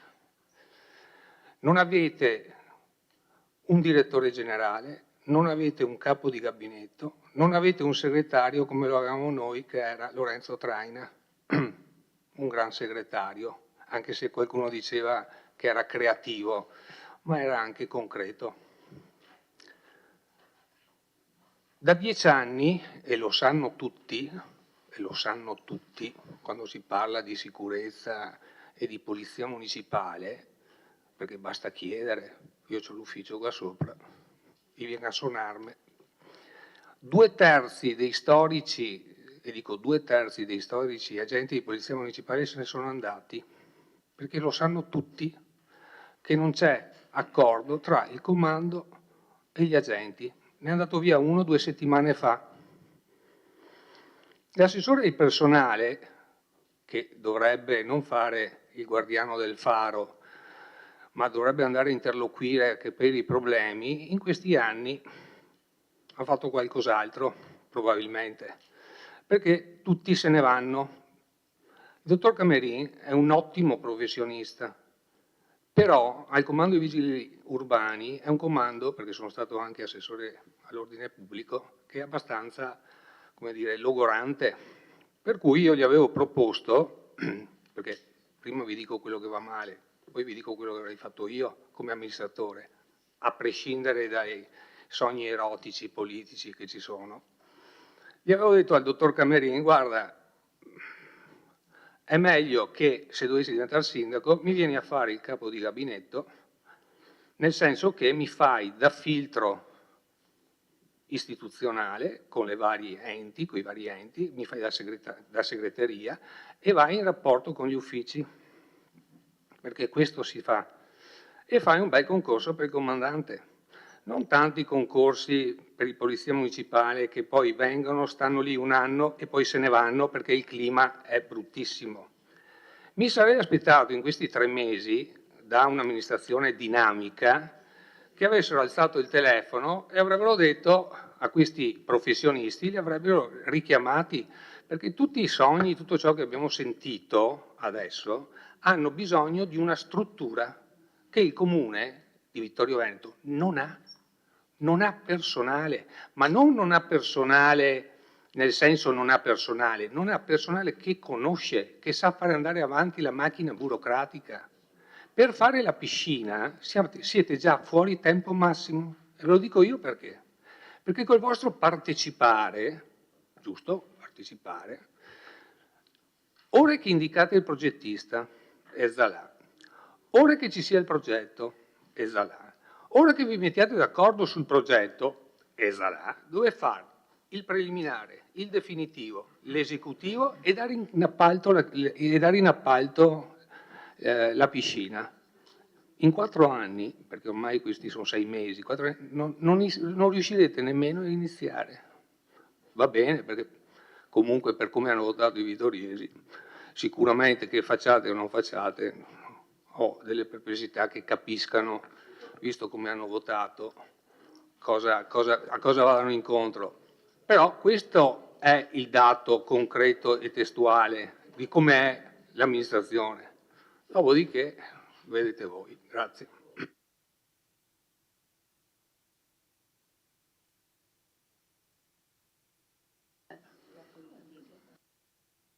Grazie. Volevo così far presente al consigliere Braido e a tutti i consiglieri che non è opportuno citare le persone durante il pubblico svolgimento,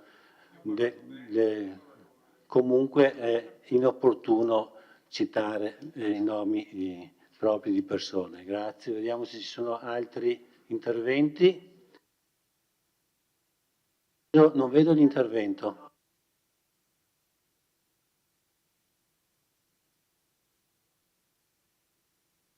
Io purtroppo non riesco, no.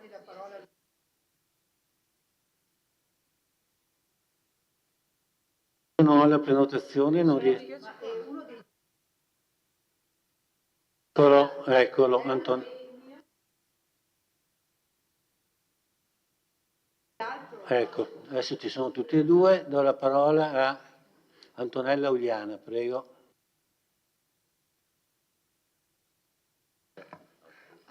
Grazie a tutti. Allora, io ho ascoltato la descrizione del programma di mandato fatto dalla sindaca, l'avevo precedentemente letto e devo dirvi che mi sono fatta un'idea, che è questa. Allora, poiché parlo per quanto adesso riguarda il punto 3, cioè una città attrattiva per turismo, cultura e sport, e parlo in particolare per quanto mi riguarda, visto che sono stata assessore alla cultura per 10 anni. Allora, io dico, quello che ho letto, e cioè le varie azioni che riguardano la cultura, riprendono in pieno, molte sono proprio precise, a quello che è stato il programma di mandato dell'amministrazione precedente con i risultati ottenuti da quel programma di mandato.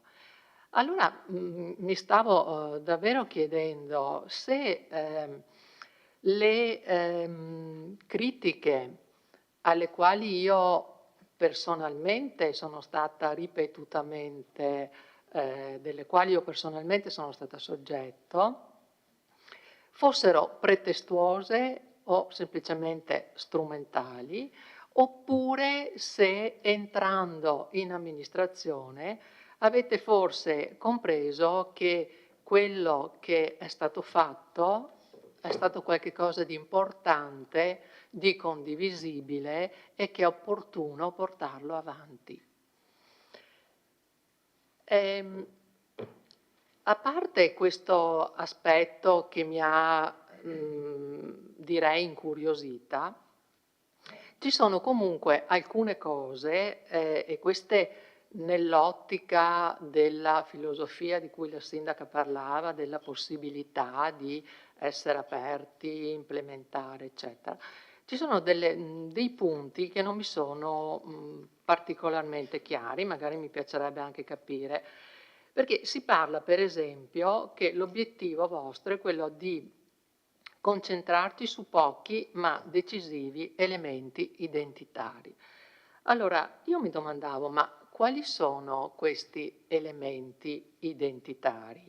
Sicuramente l'ho visto nelle premesse, l'ho visto poi appunto nelle azioni, c'è questa idea di valorizzare in modo innovativo, ispirato, il periodo, ispirato alla Costituzione ovviamente, il periodo della Grande Guerra fino al periodo della liberazione, e tra l'altro siamo appunto medaglia d'oro.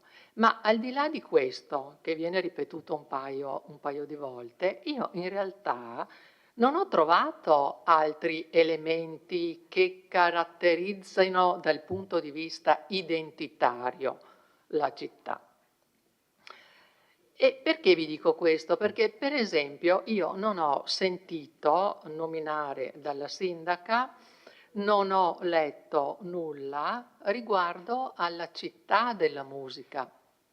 Io vi ricordo che abbiamo lavorato molto alla città della musica e abbiamo addirittura creato un logo che identifica con il volto di Lorenzo da Ponte la città della musica, che viene utilizzato ogni qualvolta ci sono in città degli eventi legati appunto a questa realtà. Siamo entrati anche all'interno di quella macchina complessa che è il Festival Internazionale della Musica del Veneto. Abbiamo i 2 concorsi nominati, il concorso corale e il concorso di violino. Però la città della musica, cioè intendendo quella realtà che appartiene fortemente al nostro bagaglio, al nostro DNA, che ha visto la città come luogo dove sono nati importanti personaggi legati alla musica. Mi riferisco a Valentino De Zorzi, inventore del controviolino, a Valentino Bertoia, violoncellista che è entrato a lavorare con Haydn in Ungheria, ad Alberto Gentili, e poi Lorenzo da Ponte è sparito. Io Lorenzo da Ponte in questo programma di mandato, forse mi è sfuggito, mi direte voi, ma non lo vedo, è sparito, ed è la figura identitaria sulla quale secondo me sarebbe opportuno continuare a puntare.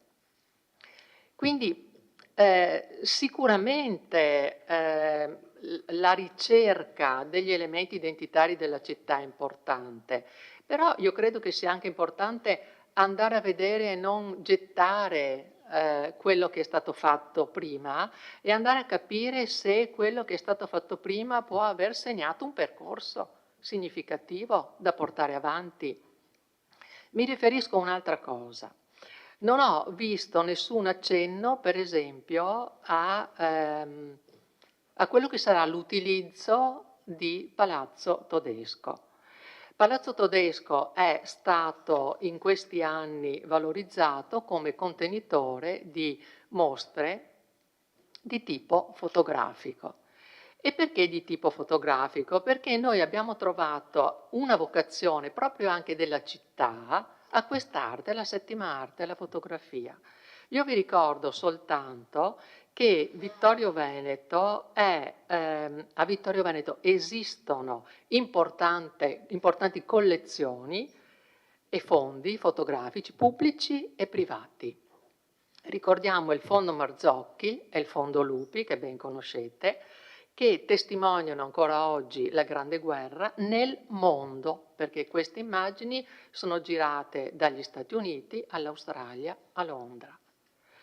E poi pensiamo alle collezioni private che sono state anche scoperte recentemente, come quella del Fondo Burighello, oppure la collezione di Marin, che testimoniano quella che è la realtà, la storia del nostro territorio. Posso fare il secondo intervento eventualmente? Ditemi voi. No, il secondo intervento è prevista una replica di 5 minuti, non esiste un secondo intervento, quindi poi può replicare e fare la sua replica di 5 minuti. Grazie.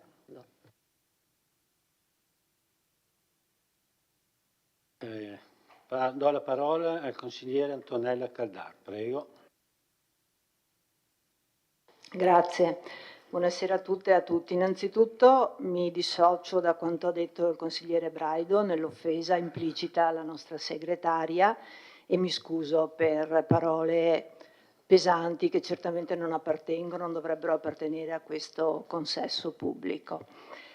Allora, venendo al tema di cui stiamo dibattendo, cara sindaca, io apprezzo molto e ho apprezzato molto e apprezzo la sua buona volontà, la conosco da tanti anni e quindi sono certa della sua onestà intellettuale nel presentare il programma e quindi rispetto questo programma.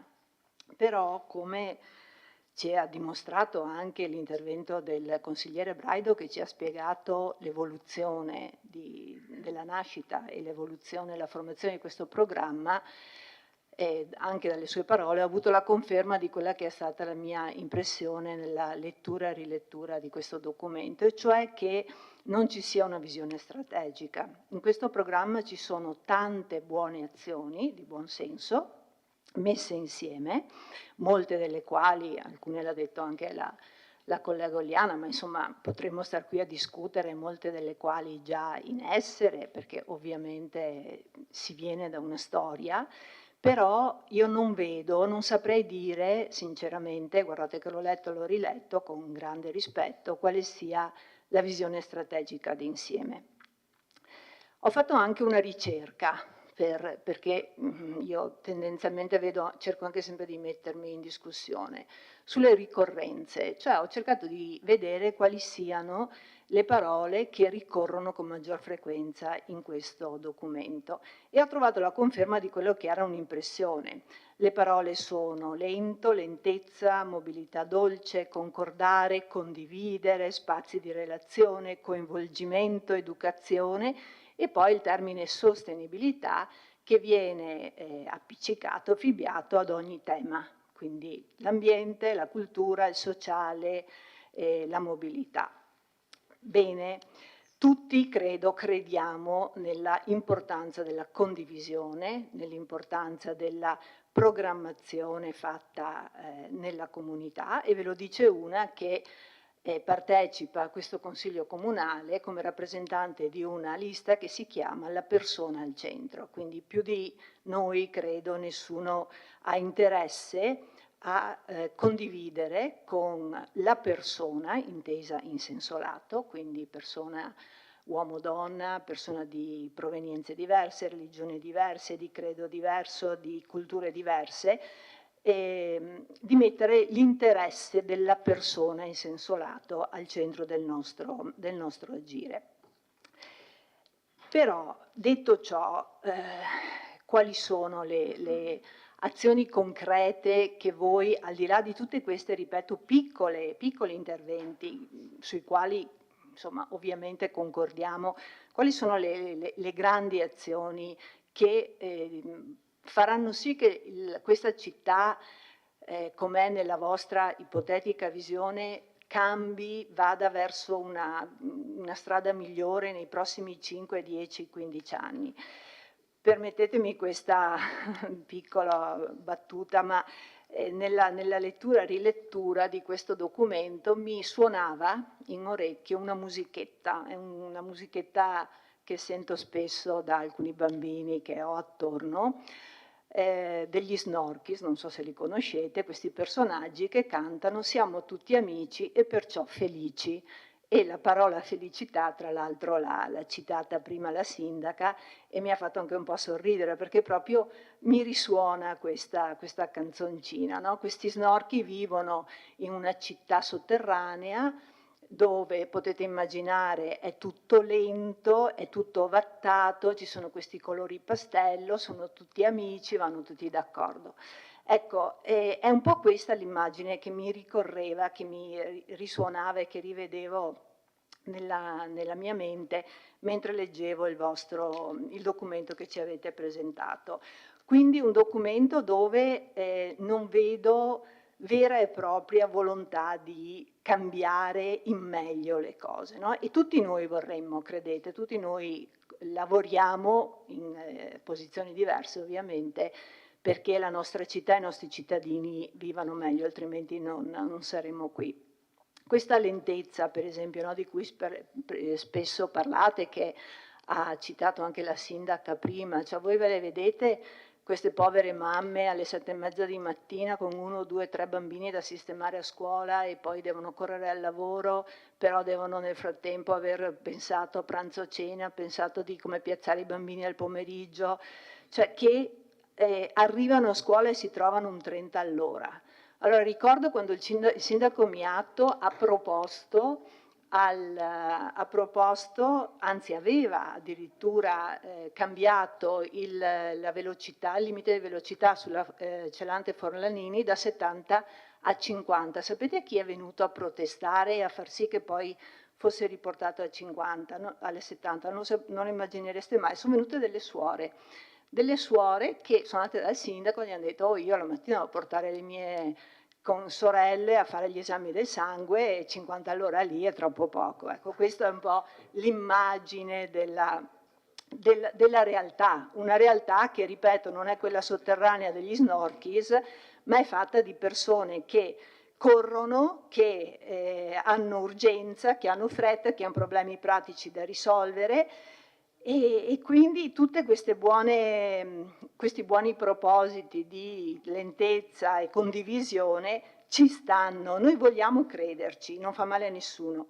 Il punto però è che mancano dei contenuti seri. Per esempio, voi sapete quanto a me stia a cuore il tema del sociale, e se io leggo i due temi della città in salute e della città attenta alle persone, trovo che manchi completamente, e qui parlo molto seriamente, la visione strategica. Cioè qui non viene citato nulla di ciò che succederà ai servizi sociali. Qui non c'è una volta la parola ambito, non c'è una volta la parola conferenza dei sindaci, comitato dei sindaci.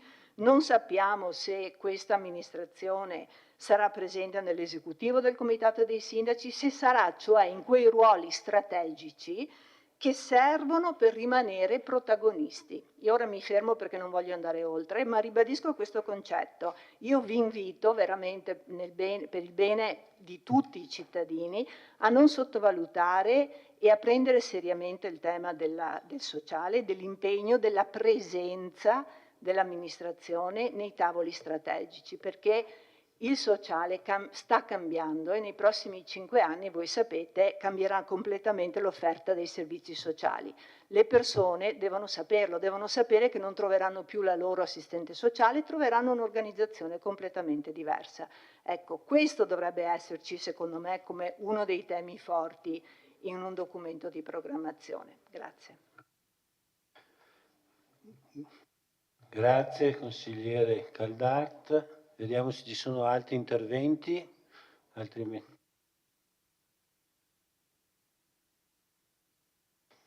la parola al consigliere Carnellos. Prego, consigliere. Dunque, a me spetta fare il consigliere spartiacque, perché ho sentito i miei colleghi nuovi pieni di entusiasmo e di collaborazione, poi abbiamo sentito la risposta dall'altra parte, ci saranno rimasti un po' male, ma questa è la politica. E credo innanzitutto di dover dire una cosa, caro consigliere e collega Braido. Ha usato un tono e parole non appropriate.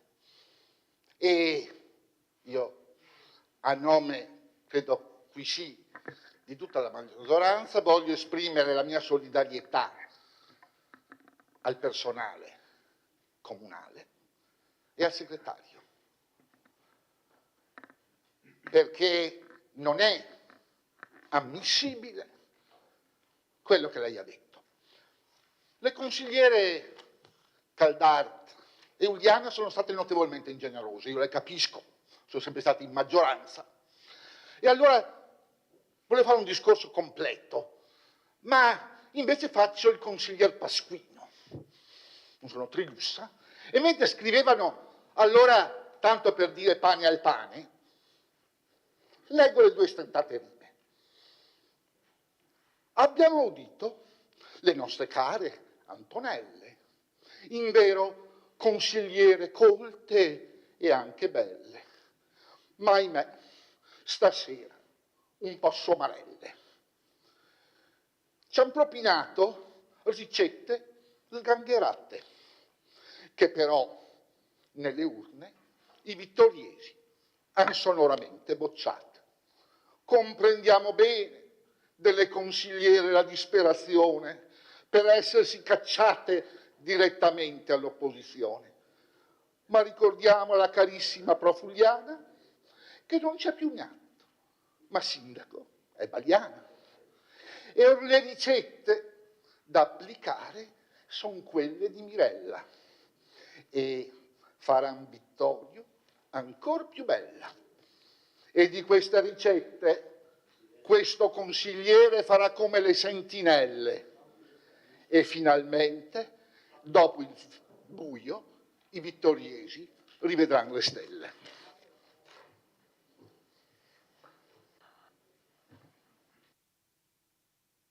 Ha chiesto la parola il consigliere Gian Antonio Darè. Prego.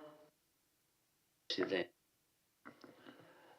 certo che le sue battute questa sera veramente sono fuori luogo, sono fuori posto, perché siamo in un consiglio comunale, lei ha vinto le elezioni e ne siamo certi, siamo in un ruolo di minoranza, per lei non può prendere in giro chi sta facendo il proprio lavoro da consigliere comunale di opposizione. Lei deve avere il rispetto, come l'abbiamo sempre avuto noi quando eravamo dall'altra parte, perché lei non può permettersi di prendere in giro i consiglieri e le consigliere comunali.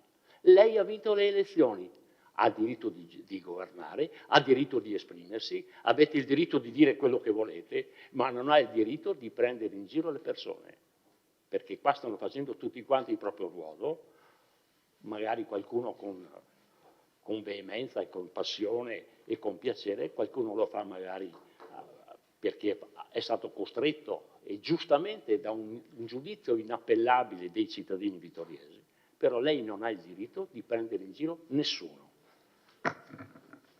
Adesso vado magari sul programma, no? Perché è quello che mi interessa di più e non certamente le espressioni che fa qualcuno. Tutto condivisibile, tutto a posto nel programma che per molti versi si sovrappone a quello che avevamo presentato noi, quello che ha presentato qualcun altro. Giustamente è la realizzazione che vede poi la difficoltà economica, sociale e l'applicazione di quelle che sono le buone intenzioni. Perché dov'è che io mi trovo e giudicherò questa amministrazione come quando ero in maggioranza hanno giudicato noi. Ci sono le piscine, c'è l'aerocampo, c'è la Carnielli, c'è il Parco Papadopoli, non solo il parco, ma Villa Papadopoli. Su questi grandi temi ci si confronta, ci si scontra, magari si può anche litigare, non prendersi in giro, litigare. Su queste cose io guardo l'amministrazione e non ho accettato come lei le critiche fatte al personale del Comune di Vittorio Veneto, che è rimasto a fare il proprio lavoro, qualcuno se n'è andato per motivi propri, anche professionali, e non è giusto criticare chi ha scelto altre vie. Sono vie di lavoro e sono persone che lavorano e che devono essere rispettate nelle proprie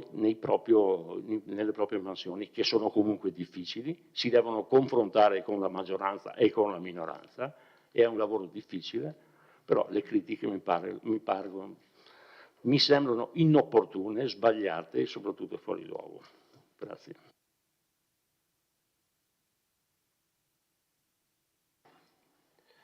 Grazie consigliere Darè. Do la parola al consigliere Gianluca Posocco. Prego consigliere.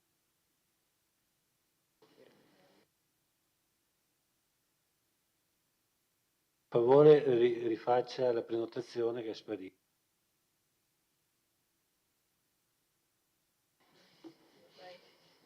Grazie, buonasera a tutti. Non volevo quasi intervenire, mi sono preso 2 appunti, poi mi dispiace per gli ultimi interventi abbastanza fuori luogo.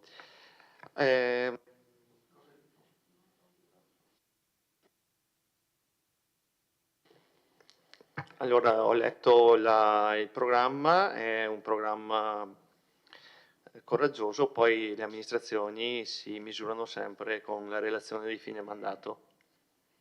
Quindi si parte, ci sono idee, queste c'erano anche nel 2014 con l'allora amministrazione, ho detto non, tanti punti sono riproposti, poi però vediamo con la relazione di fine mandato quel che è stato realizzato e quello che non è stato realizzato. E il difficile è questo. Un programma in cui ci vogliono tante risorse, questo, e già con il programma di bilancio di previsione c'è una scelta da fare. Io sono colui che ha aumentato l'IMU perché doveva pagare i derivati di 1,4 punti, portando nelle casse del comune circa 1,5 milioni all'anno in più. La rata dei derivati noi andava da 1,2 milioni a 1,7 milioni. Criticato, adesso la scelta è vostra. C'è un programma a realizzare, tenete alto l'IMU che ho aumentato io, o come avete sempre detto quando eravate in minoranza, tornate indietro con l'IMU? Avete messo in programma un nido? Il nido, lo vedo qui, sono risorse importantissime. Volete fare un nuovo asilo nido? Sì, però tenete conto che bisogna avere le risorse e noi comunque saremo qui non a criticare così, saremo qui anche ad appoggiare, però torniamo sempre, ricordate quello che avete detto. Ci sono spunti che non mi piacciono su San Giacomo, mi sembra di vedere l'abbandono dell'aerocampo, dalle vostre parole, da quello che c'è scritto, non dalle vostre parole. Vedo una piazza Fiume che secondo voi dovrebbe diventare, lo uso io il termine, pedonale, un altro tema su cui non sono d'accordo, ma è un tema con cui ci sarà un confronto, prima in maggioranza e poi con l'eventuale minoranza. Manca il discorso di una politica edilizia residenziale, sì, parlate di giovani coppie, giustamente, attrarre, e un'edilizia anche magari sociale. Per le giovani coppie c'era l'IMU a zero per chi affittava le giovani coppie in passato, un esperimento che abbiamo fatto che non è andato bene. Parliamo anche di edilizia però per persone che magari hanno qualche soldino in più e possono venire a Vittorio Veneto a spendere i soldini. Magari così aiutiamo qualche attività commerciale a stare aperta perché magari c'è gente che magari si può permettere di acquistare qualcosa in città. È vero quello che dice la sindaca, che però ci sono attività che chiudono e altre che aprono. Sono contento, è sempre stato così, peccato che quando io ero di là c'era una critica continua per le attività commerciali che chiudevano, non solo da parte della minoranza ma anche da qualche direttrice che andava, di qualche associazione che andava sui giornali a criticare che l'amministrazione non faceva niente per le attività commerciali, quando il problema è molto più ampio, molto più difficile e non è colpa dell'amministrazione se i negozi chiudono. Lancio un input che potrebbe essere utile per il commercio, parcheggi. Parcheggi andremo a rinnovare la convenzione con, in questo caso, Abaco, chi sarà. Mi sembra ci sia una proposta che il Comune incasserà 54.000 euro l'anno. Riflessione, vale la pena tenere i parcheggi blu in città o facciamo un programma di parcheggi liberi? Logicamente disco orario, eccetera, eccetera. Questo è un tema, può aiutare il commercio. Zona industriale, belle parole. La zona industriale ha bisogno di una cosa, di terra. Industriali serve spazio per costruire. E qui il tema è Parco Dan. Cosa facciamo? È un tema. Secondo me è stato richiesto, le industrie si spostano. Vogliamo creare occupazione e lavoro a Vittorio Veneto in zona industriale, non vogliamo creare lavoro e occupazione a Vittorio Veneto. Purché ho letto che c'è l'intenzione dei grandi volumi che possono tornare produttivi nei siti dove erano, tipo Cerruti, che tornerà produttiva fortunatamente, ma magari avete ragionato così anche per Collussio di Tecementi, cioè proviamo a vedere se ci sono le condizioni per riaprire le fabbriche in centro, è un altro tema. Turismo, vabbè, è una cosa, tutti i luoghi turistici hanno il parcheggio, quindi belle parole su portare la gente al Lago Morto, però al Lago Morto serve un parcheggio. Ecco, la terra c'è, era in programma e serve un parcheggio. Voi avete parlato di razionalizzare i parcheggi, che è un'altra cosa. Io la leggo come un'altra cosa. Un piacere, Assessore De Antoni. Progetto Rotonde, adotta una rotonda. Il Presidente della provincia Marcon aspetta da 2 anni una lettera da parte del Comune e portare a casa quella benedetta rotonda l'uscita dell'autostrada. Uscita dell'autostrada, uscita per la zona UNESCO, che è della provincia, c'è già chi la vorrebbe adottare e gestire, e quella è la finestra verso l'UNESCO. C'è solo, mi faccia un piacere, ci provi lei, perché il suo predecessore non ci è riuscito, scrivere una lettera alla provincia, vogliamo la rotonda, ce la danno gratuitamente e la gestione a noi. Ecco. Basta, mi fermo qui. Biblioteca non ho sentito niente, non c'è scritto niente, non l'ho trovata nel programma. Grazie. Grazie. Do la parola al consigliere Roberto Tonon, prego.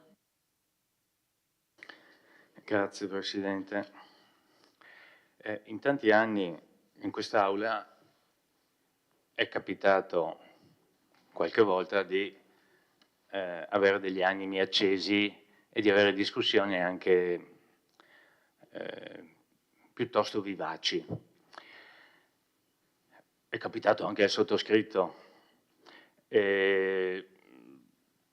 è sempre comunque cercato, anche quando l'ambiente era caldo, molto caldo, di mantenere da parte di tutti un atteggiamento rispettoso nei confronti dei colleghi e in primis dei dipendenti comunali.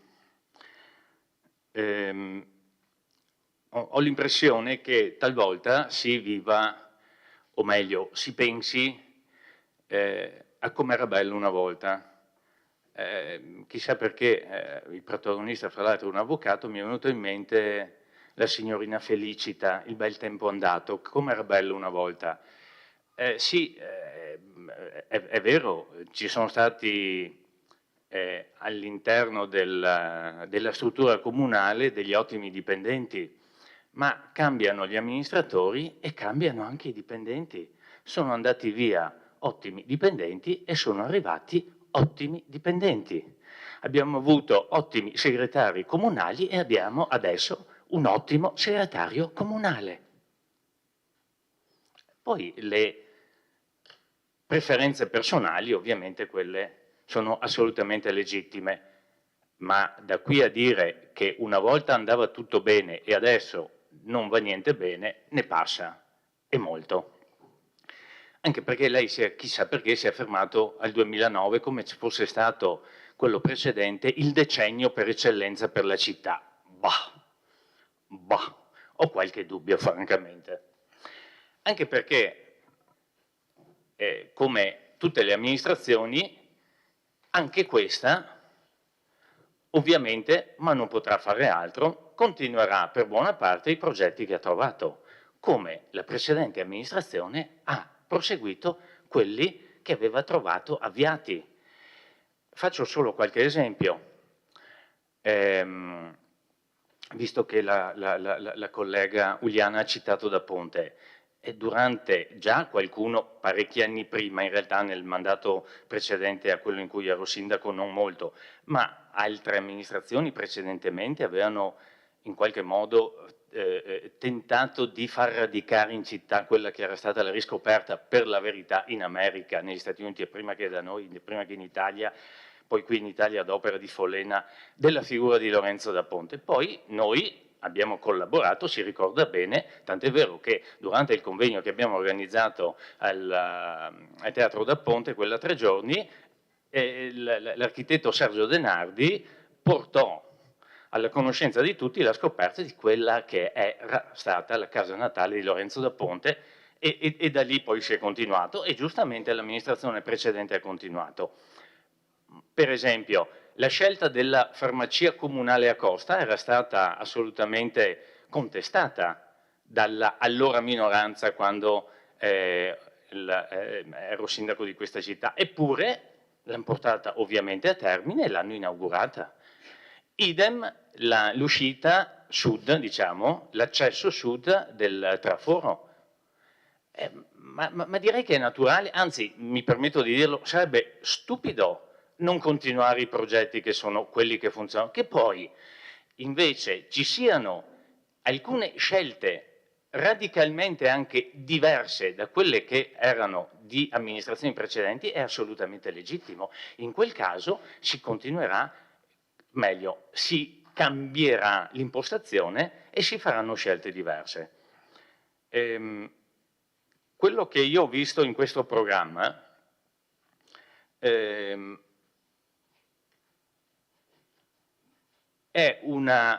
declinare una serie di ambizioni molto alte. Penso siamo tutti consci che per portare a termine questo programma ci vorrebbero, come quello il programma di mandato precedente, qualche decennio, idem era per il mandato della Giunta Miato, idem per il mio, idem per quello del collega D'Arè, eccetera. Perché?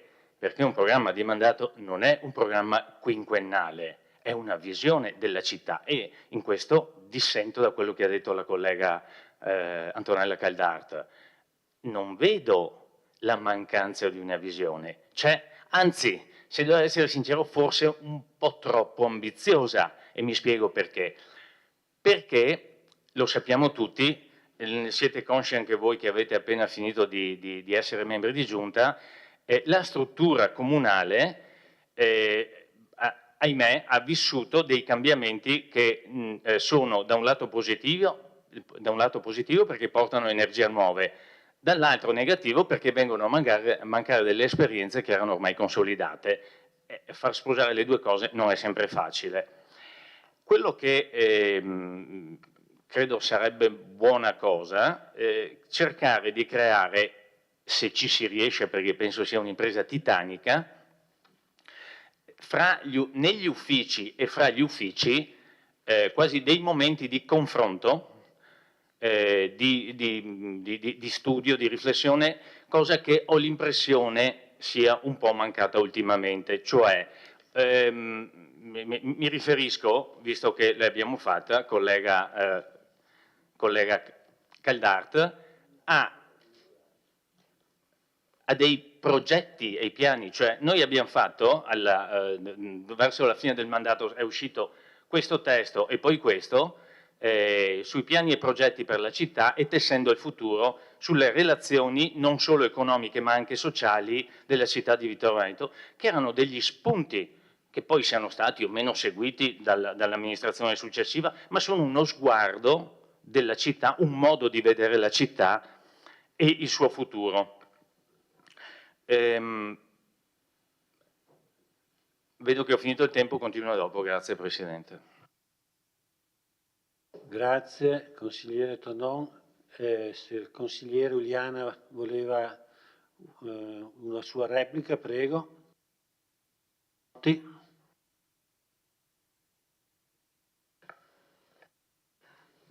Allora, prima mi rivolgo al consigliere Carnelos.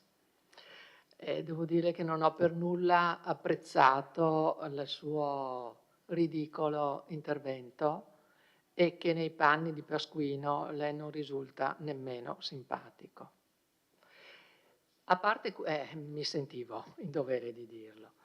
A parte questo, volevo sottolineare, proprio perché ho sentito dei giovani colleghi questo desiderio di condivisione, di partecipazione, di ascolto soprattutto nei confronti dei giovani, quelli che voi dicevate sono ancora più giovani di noi.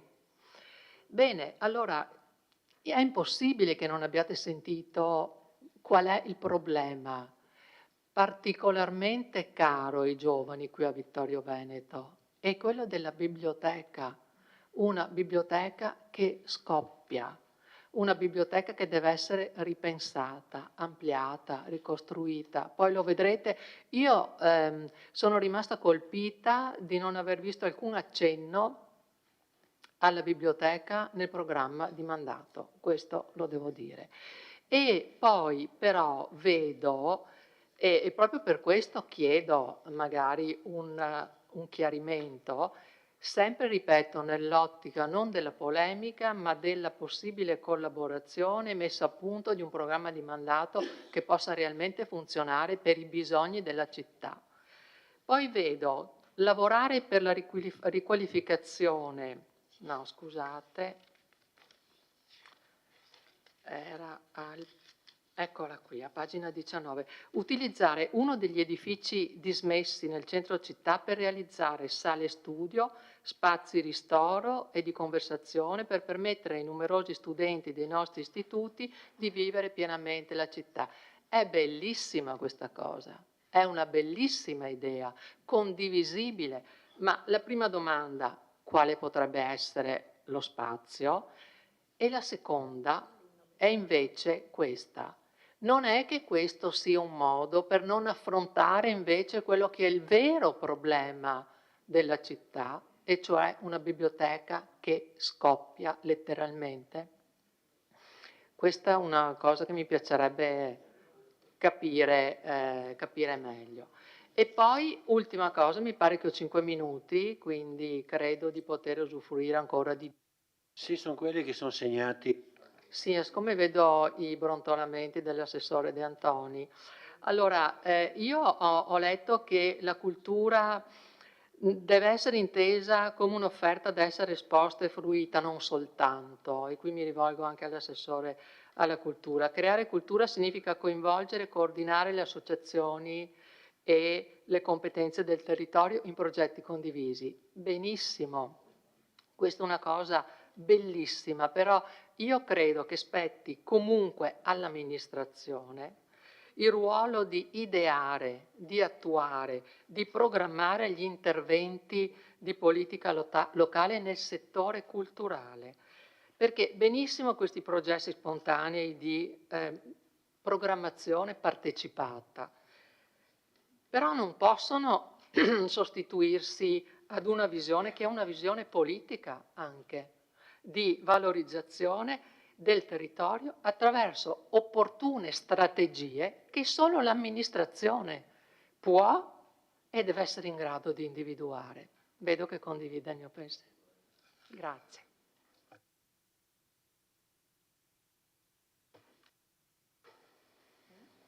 Prego, Bassetto, consigliere, grazie, consigliere Giuliana. Grazie Presidente, mi sento in dovere di replicare ad alcuni interventi che ho sentito. Anzitutto diceva il consigliere Caldart, siamo tutti amici, siamo tutti felici, e poi in un paio di occasioni ho sentito che ci sono tante idee, c'è volontà, ma mi è parso di capire che non si sia calati nella realtà. Allora, messo in un concesso di capire esattamente che cosa intendiate dire per realtà, faccio presente che quello che il sindaco ci ha presentato questa sera e quello di cui stiamo discutendo è un documento programmatico. Non va confuso, a mio avviso, un programma con i suoi strumenti attuativi, per i quali avremo 5 anni di tempo. Noi auspichiamo, su suggerimento del consigliere Braido, anche più di 5, ma sicuramente in questi 5 anni cercheremo di dare attuazione al programma. È evidente che è a livello generale, non può essere specifico, non è questa la sede per l'intervento specifico da individuare. Poi ho sentito, in un certo senso non sono stato smentito allora rispetto al mio primo intervento, ci sono stati tanti interventi, con tante proposte, con tanti rilievi. Perché allora queste proposte, queste richieste di integrazione, suggerimenti non sono stati fatti formalmente alla Giunta Comunale, che aveva tutto il tempo per valutarli ed eventualmente anche accoglierli, e ora sarebbero stati all'interno del documento e non solo nella discussione di questa sera? Non è tempo perso, consigliere Braido. Io l'ho dedicato il tempo, dopo aver discusso con i colleghi consiglieri di questo gruppo, è che noi ci abbiamo creduto e quindi abbiamo voluto portare avanti le nostre idee. Consigliere Darè, siamo di maggioranza, ma noi le nostre proposte le abbiamo portate. Le vostre ci sono questa sera, ma non ci sono nel documento. Non ci sono sicuramente perché non le avete presentate. È una questione di modalità. Non lo so se 5 anni fa, la maggioranza avesse proposto modifiche o integrazioni, ma francamente non mi interessa nemmeno la maggioranza, dico. Ma non mi interessa, sinceramente, perché qui dentro si sente parlare di quello che succedeva 5, 10, 15, 20 anni fa. Cortesemente preferirei sentir parlare di quello che vorremmo per i prossimi 5, 10, 15 e 20 anni. Non per il passato, richiede impegno sicuramente, però siamo qui per questo. E un'ultima cosa, e questo è riferito all'intervento del consigliere Uliana. Il consigliere Uliana, sono stupita dell'assenza del tema della biblioteca. È curioso che si voglia vedere sempre quello che non c'è e che non si voglia vedere anche quello che c'è. Chiudo questa mia replica a titolo personale, ma credo di condividere anche il pensiero dei componenti del gruppo Mirella Baiana Sindaco. Un ringraziamento a tutto il personale di questo comune e un ringraziamento in particolare al segretario comunale. Suo tramite le chiedo di portare il ringraziamento nostro ai suoi collaboratori e a tutto il personale di questo comune, dal quale personalmente mi sono sentito accolto all'inizio di questo mandato e anche quando avevo iniziato per poi interromperlo anzitempo nel 2016-2017. E per me il personale di questo comune è sempre stato un riferimento nell'esercizio del mandato di consigliere comunale. Grazie. Grazie, passo la parola a Irene Cutifani che ha prenotato l'intervento di replica. Sì, eccoci. La consigliera Caldart parlava di un cartone animato, Snorky, che personalmente non conosco. A me invece sembra di essere un po' dentro il cartone alla ricerca di Nemo, in particolare con il personaggio di Dory, il pesce smemorato, perché veniamo da 5 anni in cui la biblioteca è sempre stata piena. Io mi sono laureata un po' di anni fa, andavo a studiare in biblioteca e la biblioteca era sempre piena. È un tema che ci è vicino e che ci interessa, ma come già hanno detto i miei colleghi consiglieri Tonon e Bassetto, questo appunto è una visione che noi abbiamo e poi si andrà nello specifico nel corso del mandato. E E anche per un'altra cosa, mi sembra di essere sempre in quel cartone animato. Il consigliere Posocco ha detto l'asilo nido è un investimento importante, adesso lo è, sì, adesso in questo momento lo è diventato, perché i treni che si sono persi ora non ci sono più e quindi adesso è un investimento in cui crediamo, però un investimento importante.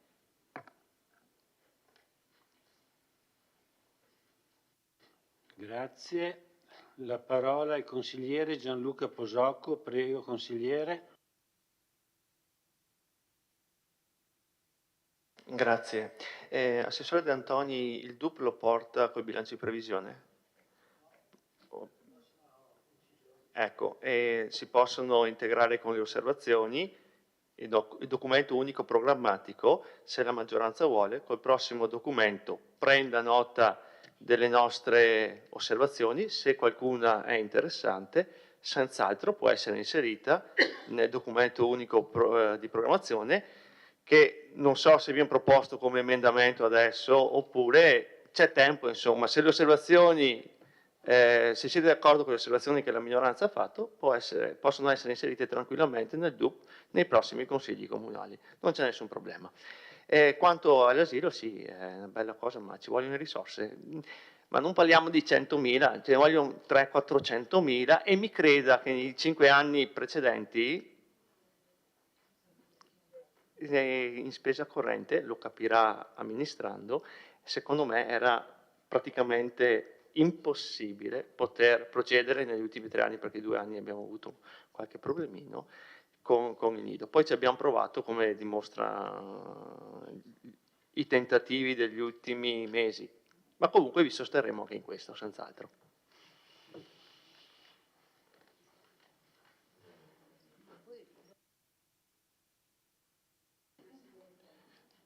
Prego. La Giunta non è tenuta a rispondere, se prenotano io gli do la parola sicuramente.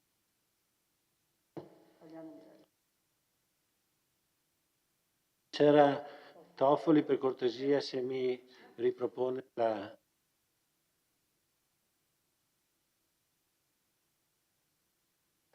Sì. Volevo una precisazione. Ho sentito nominare prima dal consigliere Posocco i talcementi, Aviocampo e poi anche zona industriale. Ecco, a parte che i talcementi li abbiamo insomma portata in campagna elettorale da molto tempo. Mi auguro, sì, spero di aver capito bene, perché diceva di portare agli talcementi anche un'industria, sbaglio? Mi sembrava di sì. Assolutamente mai venga questo, perché a parte che abbiamo anche bisogno di centri di aggregazione per i giovani, sarebbe anche in una location ideale, però siamo vicini al centro abitato, mai venga un'industria, purché qualcosa di non inquinante. Come? Vabbè, comunque i talcementi non venga creata un'industria, assolutamente. Poi l'aviocampo, consiglio, se è possibile in futuro, valutare un polo fieristico, un centro fieristico, una città di 30.000 abitanti oggi penso possa tenere un centro fieristico, come i paesi limitrofi che hanno Godere di Sant'Urbano, che è un comune piccolo, e Santa Lucia di Piave, ha delle fiere importanti che smuove turismo, dà una mano al paese e ai cittadini. Quindi Vittorio Veneto può veramente possedere una fiera come Milano, creando anche eventi, dei centri congressi, è una location strategica vicino alla zona industriale, accessibile, e zona industriale per creare uno sviluppo, penso venga concentrata di più le nuove industrie, soprattutto sul Made in Italy, puntare nel Made in Italy. Grazie. Grazie, consigliere Toffoli. Allora, adesso ha chiesto la parola il sindaco. Allora, do la parola all'assessore Enrico Padoan.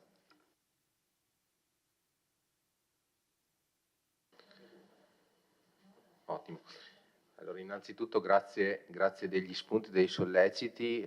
Tengo a dire che da assessore alla cultura mi piacerebbe che, siccome per cultura si intende, diciamo così, sia le opere, le forme di produzione culturale, sia le mentalità che vengono sviluppate all'interno di una città, credo che dovremmo dare in quest'Aula il buon esempio per primi, e quindi ho sentito, diciamo così, commenti di vario taglio che non mi sono, interventi di vario taglio che non mi sono piaciuti, e quindi linguaggi sessisti, classisti, che fanno riferimento a aspetti fisici e riproduzione di ruoli di genere in generale non mi piacciono, e credo che sia importante rimarcare il nostro ruolo in tal senso. E per quanto riguarda il merito dei solleciti che sono giunti alla Giunta quale organo collegiale, credo innanzitutto che è ovvio che, soprattutto quando, perlomeno nel mio assessorato di riferimento, si eredita un lavoro di 10 anni, sarebbe, come già rimarcato il consigliere Tonon, assurdo operare nei termini di una tabula rasa, e anzi riconoscendo, e nel programma mi pare vi sia, riconoscendo eventi che peraltro, mi permetto di dire, hanno una storia ancora più lunga, perché il concorso corale quest'anno giunge alla 58esima edizione. Il concorso di violino negli ultimi 10 anni è stato organizzato 2 volte, quando prima aveva una storia molto più ripetuta. Pertanto stiamo parlando di eventi che evidentemente caratterizzano la città, e concordo che il ruolo dell'identità musicale è un'identità rilevante. Più che identità lo chiamerei un progetto, un fil rouge, una linea, un filo conduttore che va sicuramente coltivato, e evidentemente già dalle prime azioni di questa amministrazione comunale questo è chiaramente avvenuto. E poi quando si dice che come elementi identitari la Grande Guerra e la Liberazione è un po' poco, ma insomma non so quante città possano permettersi di poter valorizzare queste cose, quindi mi pare già più che sufficiente. Ma ovviamente non è solo questo. Io credo ad esempio che Vittorio Veneto abbia una storia legata al mondo del lavoro che va assolutamente recuperata, ed è stata ampiamente citata la storia dell'evoluzione produttiva a Vittorio Veneto anche questa sera, e credo sia un elemento importante, ed è il presente e il futuro della città, e quindi credo sia importante. Colgo con molto piacere l'intervento della consigliera Uliano, in particolare riguardo all'importanza dell'amministrazione nel programmare e quindi anche creare nuovi eventi che caratterizzino appunto in tal senso, utilizzare gli strumenti per creare aggregazioni fra associazioni, e quindi ovviamente le associazioni vanno sì coltivate, vanno facilitate nel loro fondamentale compito sociale, però al tempo stesso si deve anche cercare di creare le condizioni per sinergie, per collaborazioni, per creare, quindi evitare atomizzazioni che colpiscono evidentemente creano da un lato sovrapposizioni di eventi, dall'altro mancate economie di scala.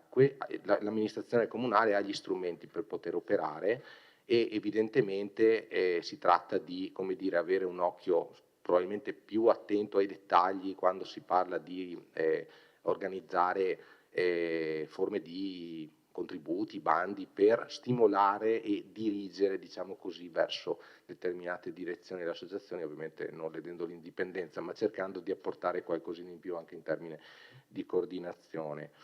E per quanto riguarda poi il punto, mi pare si sia parlato di Palazzo Todesco, anche lì chiaramente ci sono dei limiti, voglio dire, strutturali, che al momento hanno dettato giustamente la strada della fotografia, e questo assolutamente è una cosa che è condivisibile, ed è una strada su cui si interverrà. Nel programma ricorre ampiamente la parola museo, che prima nelle amministrazioni precedenti mancava o era meno importante. Ci sono chiari segnali di voler creare attorno ai musei, di aggiungere all'interno dei musei cittadini delle funzioni che per ora non hanno avuto, in particolare stimolare dibattiti e creare quindi una fruizione del museo che non sia solo legata alla visita dell'esposizione permanente, ma vi sia un circuito. È stato sono stati fatti tentativi in tal senso, noi ci teniamo tanto e quindi credo sia importante. Mi permetto, ho ancora un minuto, legato al tema della biblioteca, sì, è un problema evidentemente enorme ed è un problema però che, su cui si deve lavorare, e questa è la chiara volontà, e crediamo anche di poter operare in tal senso. Ovviamente all'interno di un programma si rischia sempre, diciamo così, due errori, no? Rimanere troppo generici oppure promettere la qualunque andando nello specifico. Ci saranno delle priorità politiche e poi, ad esempio, quando si parla di nido comunale, visto che il consigliere Posocco giustamente ha detto che si scrive razionalizzare i parcheggi al Lago Morto, è tenuto a rimarcare, io rimarco e invito a rileggere il tema dell'asilo nido comunale, in cui evidentemente sappiamo di dover lavorare attraverso il reperimento di risorse, che sfortunatamente si è deciso di diciamo così, declinare per ragioni che sono voglio dire dibattibili, però questo è un fatto.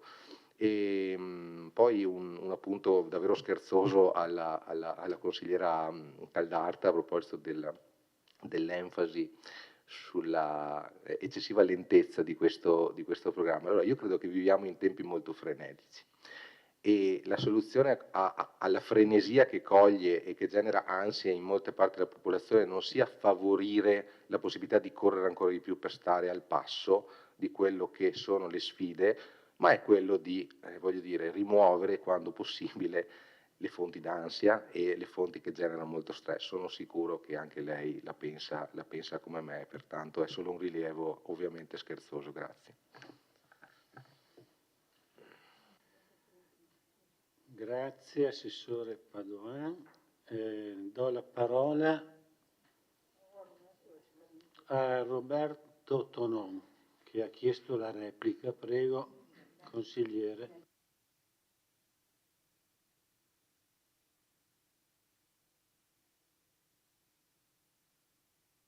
Per favore, Tonon mi rifaccia la prenotazione.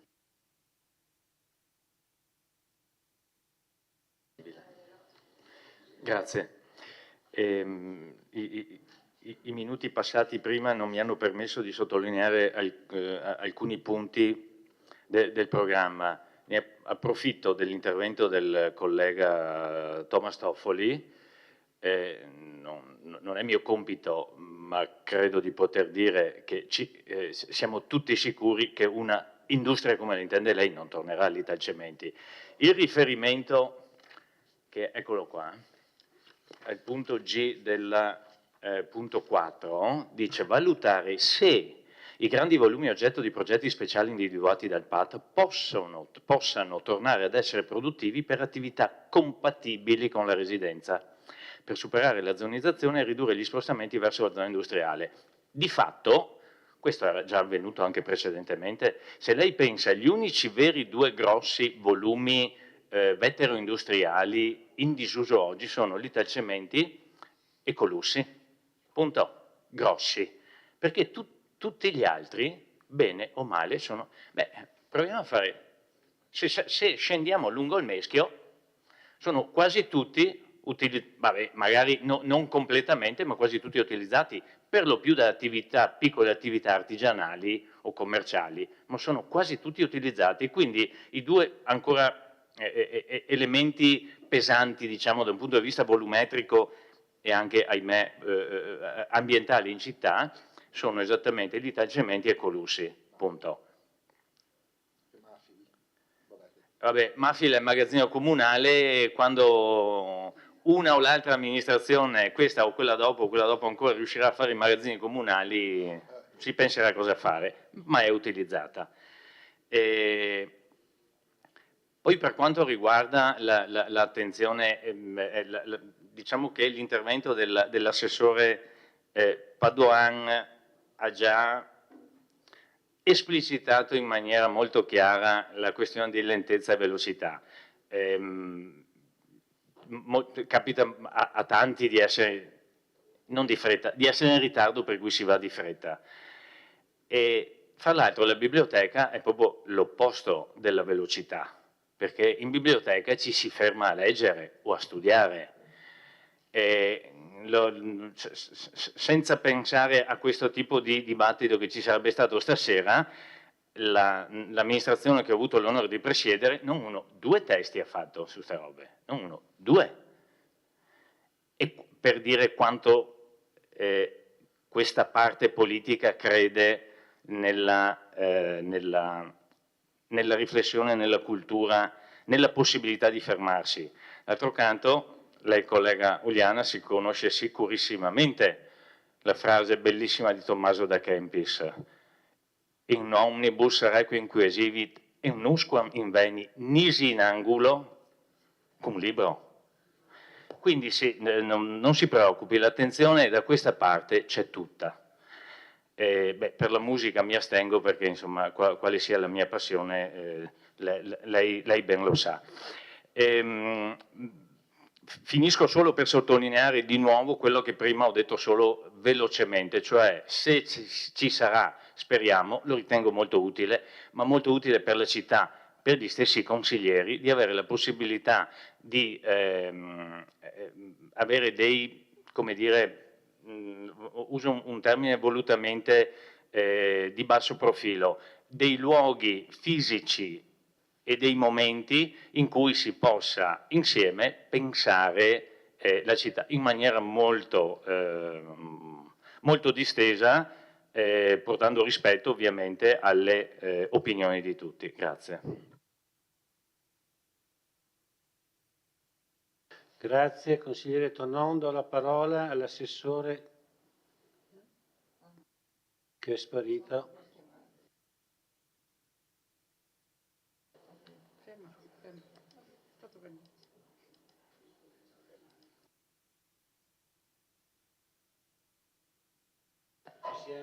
Ci siamo.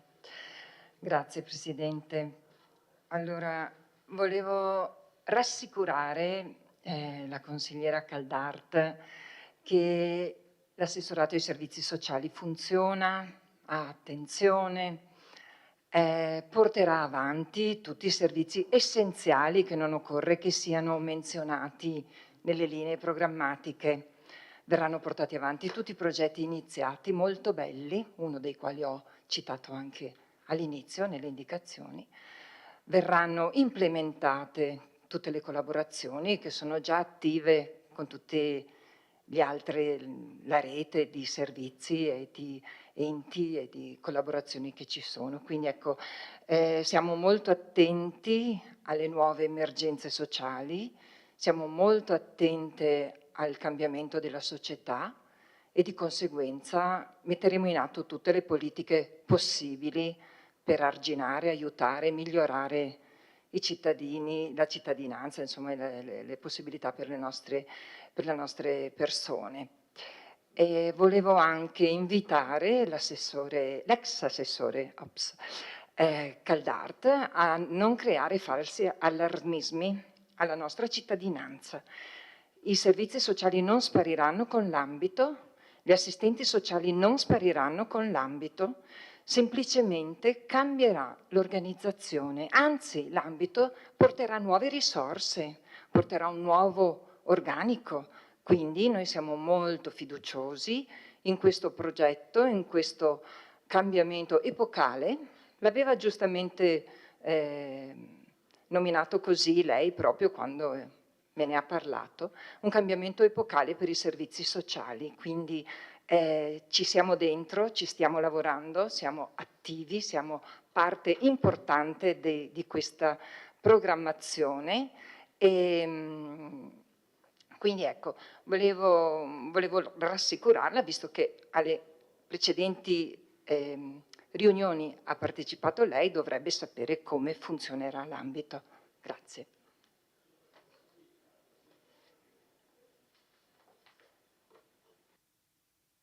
Grazie Assessore. Do la parola a Mirella Bagliana. Grazie. Innanzitutto ringrazio per gli interventi fatti questa sera relativi alle linee programmatiche e al documento. Vorrei solo evidenziare una cosa. Beh, innanzitutto,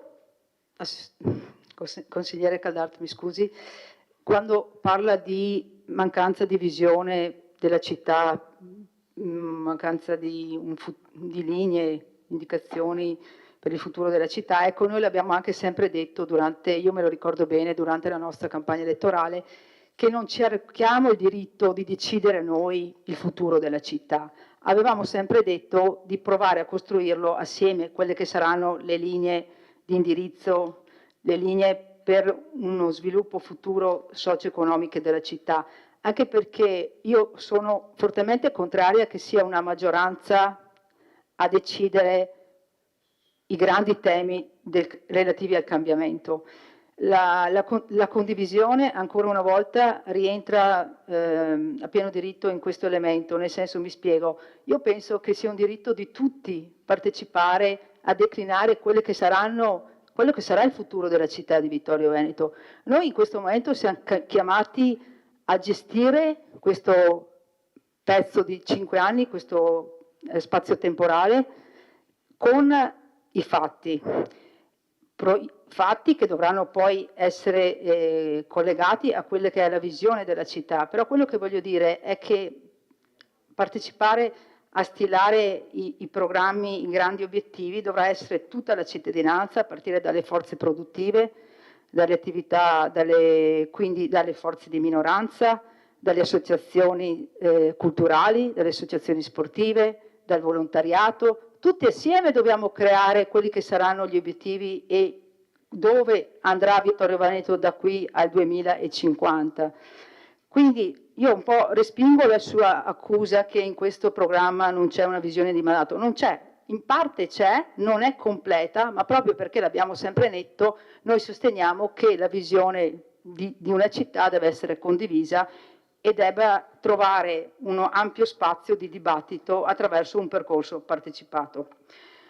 Detto questo, per quanto riguarda la questione che lei ha visto un po' di lentezza, la parola sostenibilità viene spesa parecchie volte nelle linee programmatiche, ma vorrei ricordare che sostenibilità è la parola più usata a livello internazionale, europeo, perché sostenibilità, se non riusciamo a mettere in piedi un mondo sostenibile, difficilmente potremo continuare in qualche modo a realizzare certi tipi di attività. Quindi la parola sostenibilità va intesa come capacità di sviluppo, come capacità di riuscire ad adattarsi ai cambiamenti, no? Quindi non solo una questione di lentezza, no? Sostenibilità non solo ambientale, l'ho detto prima, sociale, culturale, quindi va declinata in vari ambiti, no? E questo è un po' l'intento. Poi vorrei rispondere a questa accusa di lentezza con la prova dei fatti, perché in questi 3 mesi non mi sembra che siamo proprio stati fermi e lenti, perché vado ad elencare quei pochi o tante situazioni a cui siamo riusciti a mettere, a sistemare, e vado in ordine. C'era il discorso della frana del Fadalto, dove in pieno inizio di mandato c'è stato questo evento straordinario e anche lì abbiamo messo in piedi un'azione non solo da soli, naturalmente questo l'abbiamo sempre detto, ma con la compartecipazione della Regione Veneto, quindi dell'assessore, del vicepresidente della Regione Veneto, con Società Autostrade, con ANAS, e siamo insomma riusciti a portare a casa quello che effettivamente non era mai stato portato a casa prima, quindi la liberalizzazione in quel momento critico del tratto autostradale Vittorio Veneto Nord Fadalto. Quindi questo è un primo risultato. Secondo risultato che io insomma a questo punto, visto non siamo proprio fermi, è la questione delle perdonanze, quindi e lo rivendico in modo anche abbastanza puntuale, perché fine marzo succede la frana imponente sulla zona delle perdonanze, quindi là c'erano una serie 20-30 persone che non riuscivano a rientrare o facevano un giro molto lungo per rientrare nelle loro abitazioni. Insomma, in un mese circa, su per giù, grazie al contributo dell'assessore De Antoni, in cui mi sento di ringraziare gli uffici comunali e tutti coloro che hanno messo in atto queste equazioni, siamo riusciti insomma a sistemare per il momento il bypass della frana delle perdonanze in poco tempo, e a impegnarci per il contributo regionale. Vado oltre, in questi mesi abbiamo riacceso le fontane del centro cittadino che ahimè erano spente da parecchio tempo, quindi questa è la lentezza, però alla fine insomma abbiamo riacceso anche le fontane, abbiamo manutentato e curato i giardini pubblici che secondo me in questi periodi, in questi mesi sono stati veramente curati, ogni giorno c'è un operaio che sistema i giardini e poi tante altre cose che abbiamo fatto in questi 3 mesi. Sinceramente questa lentezza che lei intravede nelle linee programmatiche, però le posso assicurare che lei mi conosce, sono molto dinamica e molto precisa, preferisco i fatti rispetto alle parole, quindi su questo le assicuro che andrò avanti con questa linea di modo di fare. Detto questo, cercherò di essere veloce, vorrei solo ringraziare il consigliere Darè per un intervento onesto, secondo me, da un punto di vista di consigliere di minoranza, perché ha rimesso diciamo, la palla al centro del campo, nel senso ha detto parliamoci quando iniziamo a parlare delle piscine e di altre importanti opere, no? Quindi voglio dire, lui secondo me ha centrato proprio la questione essenziale. Vado veloce sulla questione dell'assessore alla cultura, consigliere Antonella Uliana, e vorrei solo rassicurarla, qui davanti ho una bozza del DUP che stiamo preparando, le assicuro che nella DUP, quindi negli obiettivi operativi, viene richiamata Vittorio Veneto come città della musica, quindi quello che lei ha evidenziato assolutamente viene messo all'interno del DUP, quindi attraverso gli obiettivi operativi e strategici viene riportato. Quello che abbiamo scritto effettivamente è stato un documento di carattere generale, forse ha ragione, non abbiamo toccato i punti essenziali, però le assicuro che attualmente è all'interno del DUP e prenderemo spunto dall'intervento suo di questa sera per magari aggiornare anche con altri interventi. Altra cosa, per quanto riguarda la questione del consigliere Posocco, vorrei solo evidenziare la questione di Piazza Fiume. Non è che noi vorremmo riportare Piazza Fiume a pedonalizzarla, vorremmo solo togliere quel poco di traffico, quel tanto di traffico da San Giacomo, magari realizzando la famosa bretella che tutti noi cerchiamo di sponsorizzare, tra virgolette, che collega insomma la zona industriale all'altra strada, è questo un po' l'intento, no? Cioè, quindi non ci metta parole in bocca che non abbiamo detto e stessa roba per quanto riguarda le fabbriche. Noi parliamo di eventualmente riportare attività compatibili con la zona residenziale, ad esempio su tutti i ceruti, e non di fare delle fabbriche in centro città. Ecco, c'è scritto bene questa cosa. Inoltre, per quanto riguarda il terreno per la realizzazione di nuove fabbriche, l'avete fatto voi nel PAT, quindi c'è una zona adibita ad centro, eventualmente al di là della ferrovia, quindi spazio per realizzare eventualmente nuove fabbriche ce ne sono. Altra cosa, scusate se vado un po' lunga, per quanto riguarda invece i parcheggi, Posocco, il discorso che ha anticipato lei l'avevamo già fatto anche durante la precedente amministrazione, anche dai banchi della minoranza era venuta una discussione rispetto a questa sua osservazione che secondo me io condivido e cercheremo di portare avanti. Stessa roba dicasi per il Lago Morto, quando parliamo di parcheggi intendiamo realizzare quelle infrastrutture che sono doverose in una zona dove ci sono migliaia di persone a questo punto durante i weekend. Ultimo passaggio sull'asilo nido, assolutamente condivido con lei che è un impegno molto importante. È vero che dal mio punto di vista abbiamo perso il treno dei fondi PNRR. Detto questo, ricordiamoci che c'è un obiettivo della Comunità Europea che il 33% dei nostri neonati debba poter accedere ad un asilo nido. Quindi l'obiettivo va perseguito e quindi noi cercheremo in qualche modo di farlo. Grazie. Grazie. Do la parola al consigliere Caldart per la sua replica. Grazie. Innanzitutto ringrazio la sindaca perché in questo programma in 23 pagine ha parlato tante volte di lentezza, ma poi dimostra di essere una persona che va molto più veloce della lentezza che invece ha voluto mettere come a sottofondo, diciamo, delle sue azioni.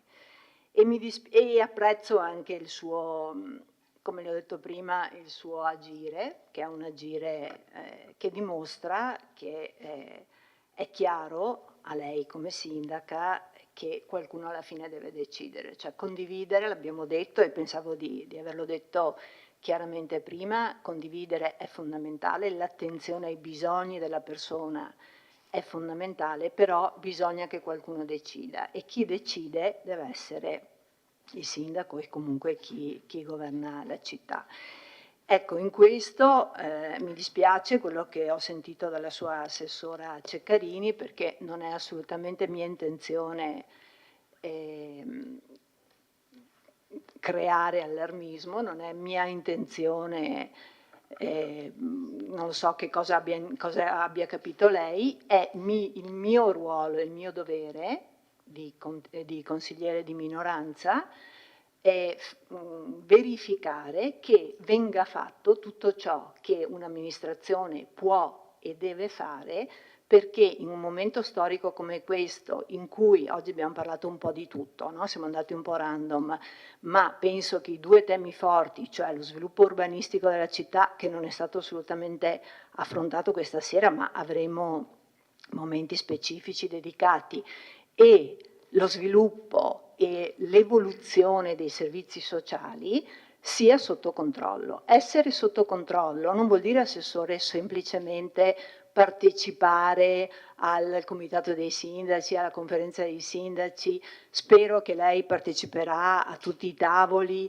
Vuol dire dare il proprio contributo e farsi riconoscere, perché il nostro è un comune grande, è un comune importante ed è un comune dove, ma non perché l'ho fatto io, non voglio prendermi i meriti, ma effettivamente negli ultimi 5 anni, cioè da quando si è cominciato a parlare di questa evoluzione, di questo cambiamento che ci sarà strutturale, che ci sarà nei servizi sociali, il comune di Vittorio Veneto ha acquisito un ruolo di riferimento. Ecco, quello che io le chiedo è di essere capace, ma sono certa che lei lo sarà, ma è giusto che io lo dica in questo consesso, che lei sia capace di continuare e fare anche meglio di quello che, se io ho fatto bene, ho fatto, non importa, ma di far sentire la voce Vittorio Veneto, perché è lì dove si discute poi del futuro dell'ospedale, è lì dove si pesano i pesi delle varie amministrazioni, è lì,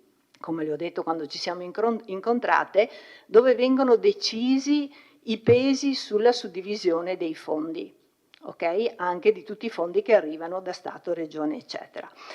Vado random, c'è una cosa che mi interessava sottolineare e lo dico soprattutto anche al consigliere Bassetto, che anche questa sera ci ha dato una bella lezione su come ci si deve comportare da consiglieri. E io sono veramente contenta di aver sentito le voci di consigliere giovani e di consiglieri giovani e del loro entusiasmo, perché è una cosa che mi dà veramente gioia e anche che mi dà fiducia nel futuro. Mi permetto di ricordare una cosa.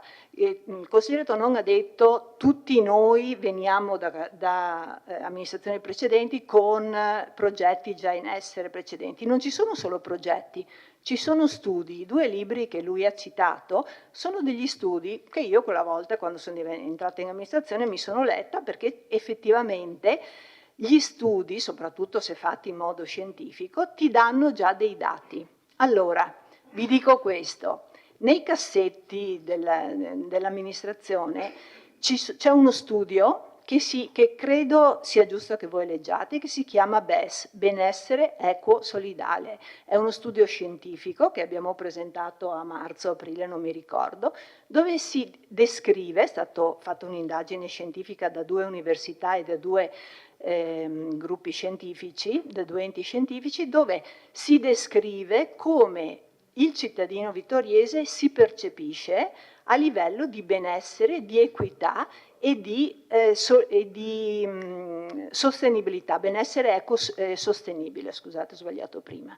Quindi è un punto di partenza, non bisogna, questo ve lo dico per esperienza, partire da la mia sensazione è che la gente a Vittorio si senta insicura, è che manchi, oppure perché me lo dice l'associazione che io rappresento, che conosco meglio. Vi consiglio, se posso, di usare quegli strumenti che già abbiamo in casa, che sono costati tempo e anche denaro dei cittadini, per fare delle valutazioni. Quindi non partite solo dalle sensazioni o dalle esperienze, diciamo, personali o dei vostri vicini. Stessa cosa per i luoghi di aggregazione, bellissima l'idea, non dimenticatevi che abbiamo con fatica ottenuto a Vittorio Veneto l'Innovation Lab, che è lì, pronto, spazio attrezzato, aperto e apribile ai giovani. È lì, valorizzatelo, questa è una cosa importante. Assessore Padoan, la prego, citi Educhiamoci una volta questa sera, perché all'inizio ha citato le mostre così, si è dimenticato, spero che si sia solo dimenticato di Educhiamoci, qua non c'è. Nelle sue politiche per lo sviluppo dell'educazione, le giovani consigliere hanno parlato dell'importanza di coinvolgere generazioni diverse. Educhiamoci, secondo me, è una pietra miliare che può crescere e può dare frutti. Grazie. Le farmacie parlerò dopo, forse. Dopo no, perché abbiamo già fatto. Sì, d'accordo. La parola al consigliere Silvia Bevilacqua. Devo fare un intervento brevissimo riguardo alle biblioteche. Intanto precisare, ma dopo ci saranno le occasioni, che un'aula studio, un'aula aggregazione è diversa da una biblioteca, quantomeno come l'abbiamo pensata, e quindi sono due cose diverse e servono tutte e due. Però allora io ho lavorato anche nella biblioteca di Vittorio negli anni 90, poi mi sono interessata di quella di San Giacomo per molti anni e anche dei servizi un po' molto parziali di quella di Cena, insomma della biblioteca centrale. La biblioteca è assolutamente importante come l'archivio, perché insomma non si può andare avanti così. Come c'è stato quel libro, no, sui piani per la città, e c'è stato anche il libro dei sogni, e mi piace ricordare qui Ido da Rosse.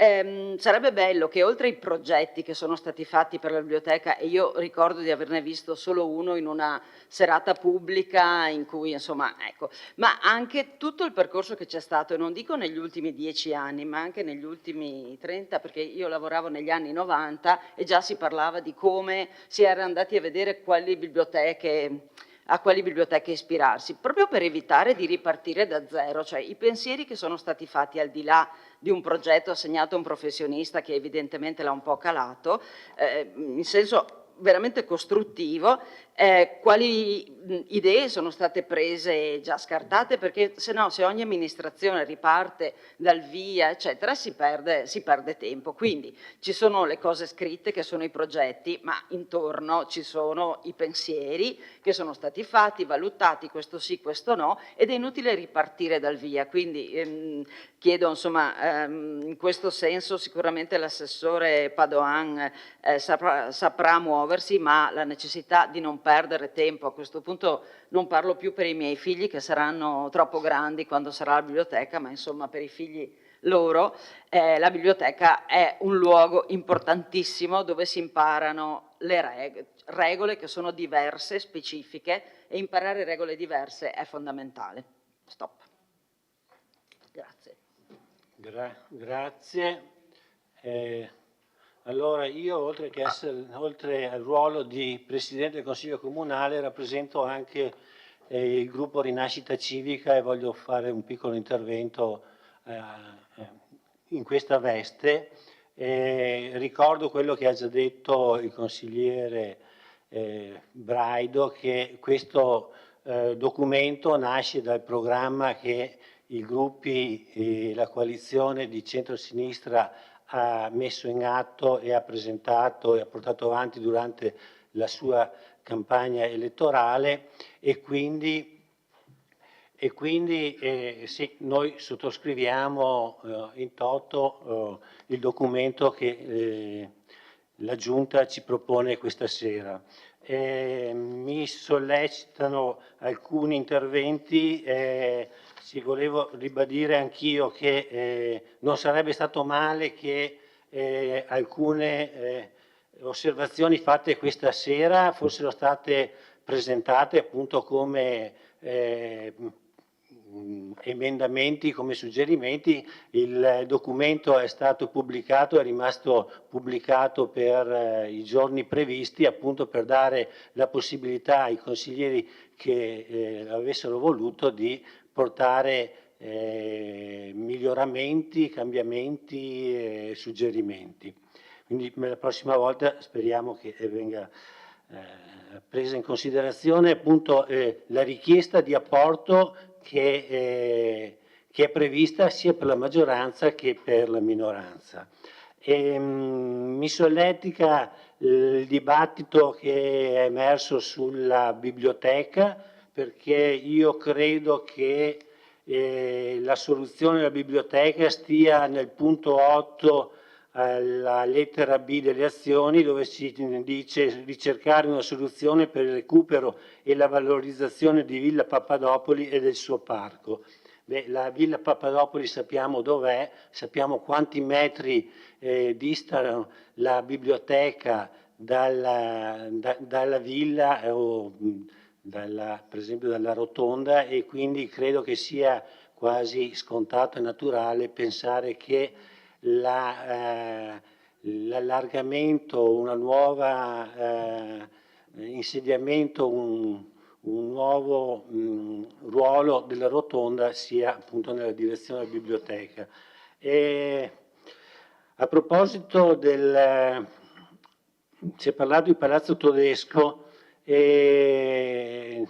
a proposito appunto di Palazzo Todesco come vocazione per le mostre di esposizione di fotografia, sì, io ritengo che il Palazzo Tedesco possa anche essere usato per esposizioni di fotografia, ma che non sia che il tentativo di volerlo trasformare in un punto di riferimento per appunto questa settima arte sia oggettivamente fallito nei tentativi fatti in questi ultimi anni, quando attorno a noi mostre molto più importanti e con risultati decisamente più eclatanti di quelli che abbiamo riscontrato nelle iniziative fatte a Palazzo Todesco sono sotto gli occhi di tutti.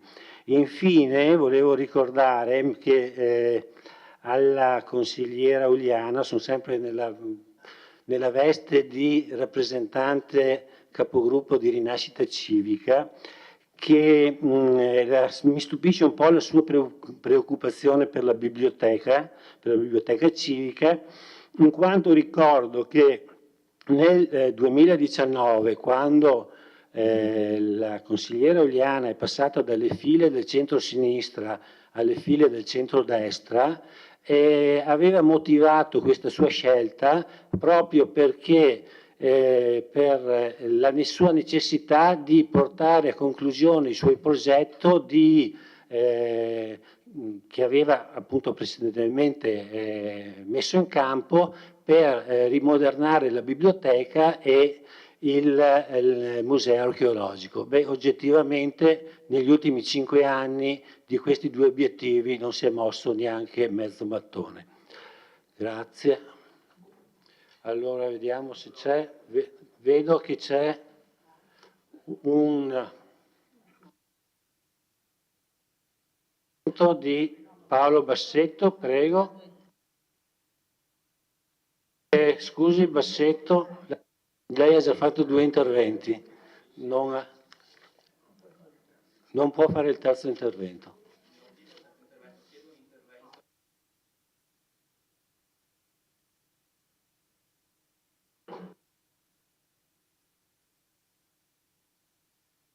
Va bene, come fatto personale, per cortesia rifaccia la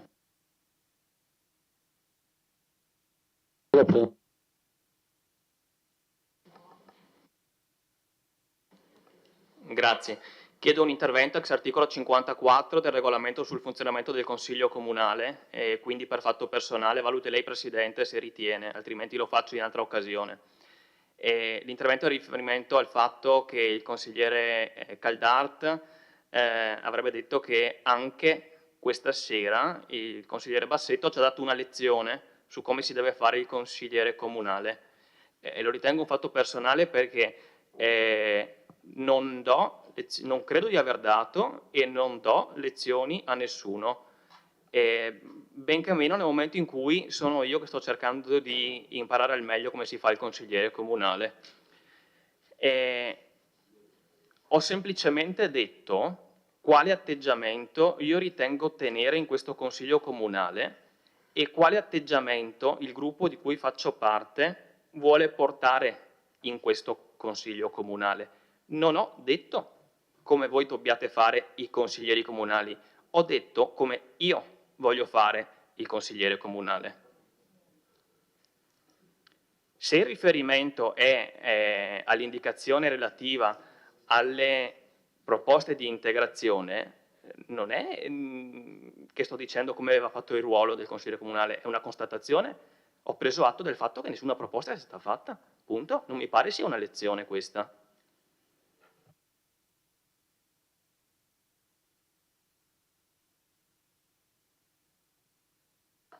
Bene, allora Gian Antonio da Re chiede una replica, mi sembra che ne ha diritto perché è intervenuto solo una volta, prego.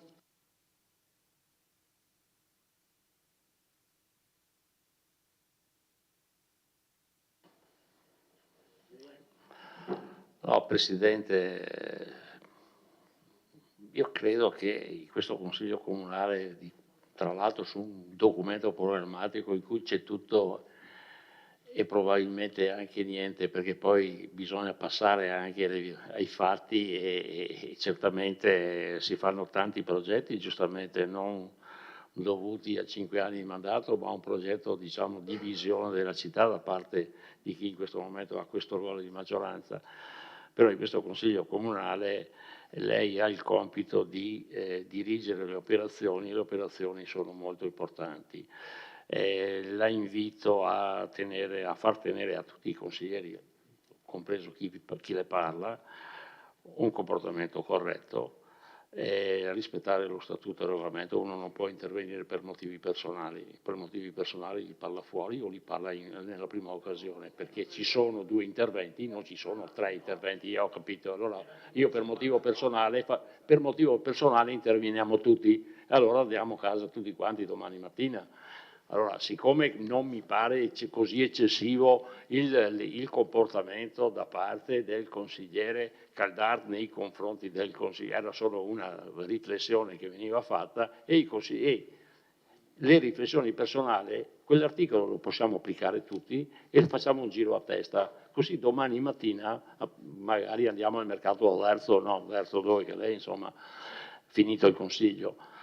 Io dico, su quest'aula ci deve essere il direttore d'orchestra, che è lei, e lei faccia il suo ruolo, anche perché mi permetta gli interventi che lei fa, tirandosi da parte da Presidente del Consiglio, mi pare che abbia una platea per poter rispondere bene e benissimo a chi fa le domande in questo Consiglio Comunale.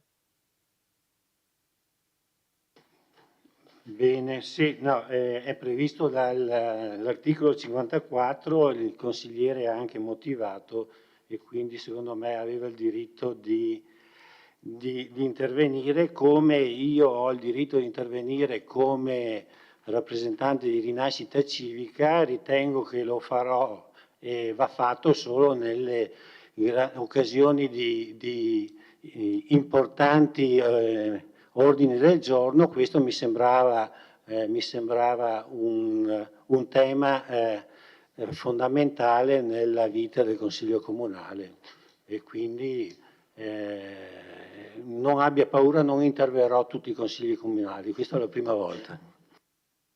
Allora, non è prevista una votazione, non ci sono altre prenotazioni, non è prevista una votazione.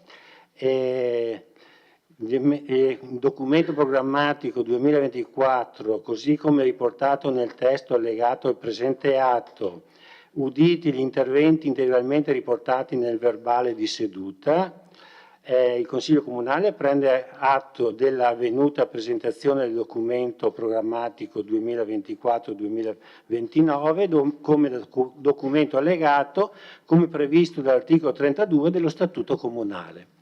Grazie e adesso passiamo al prossimo punto dell'ordine del giorno,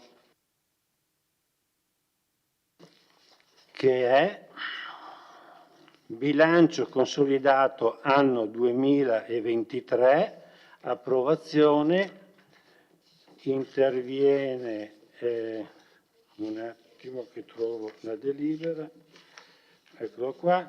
Il bilancio consolidato riguarda l'anno 2023, deve essere approvato entro il 30 settembre dell'anno successivo di riferimento e è riferito alla data di chiusura del 31 dicembre di ciascun esercizio. Do la parola all'assessore De Antoni.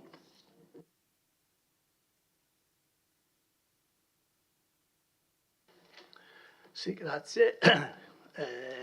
Saluto tutti anch'io e illustro brevemente il documento all'esame del Consiglio.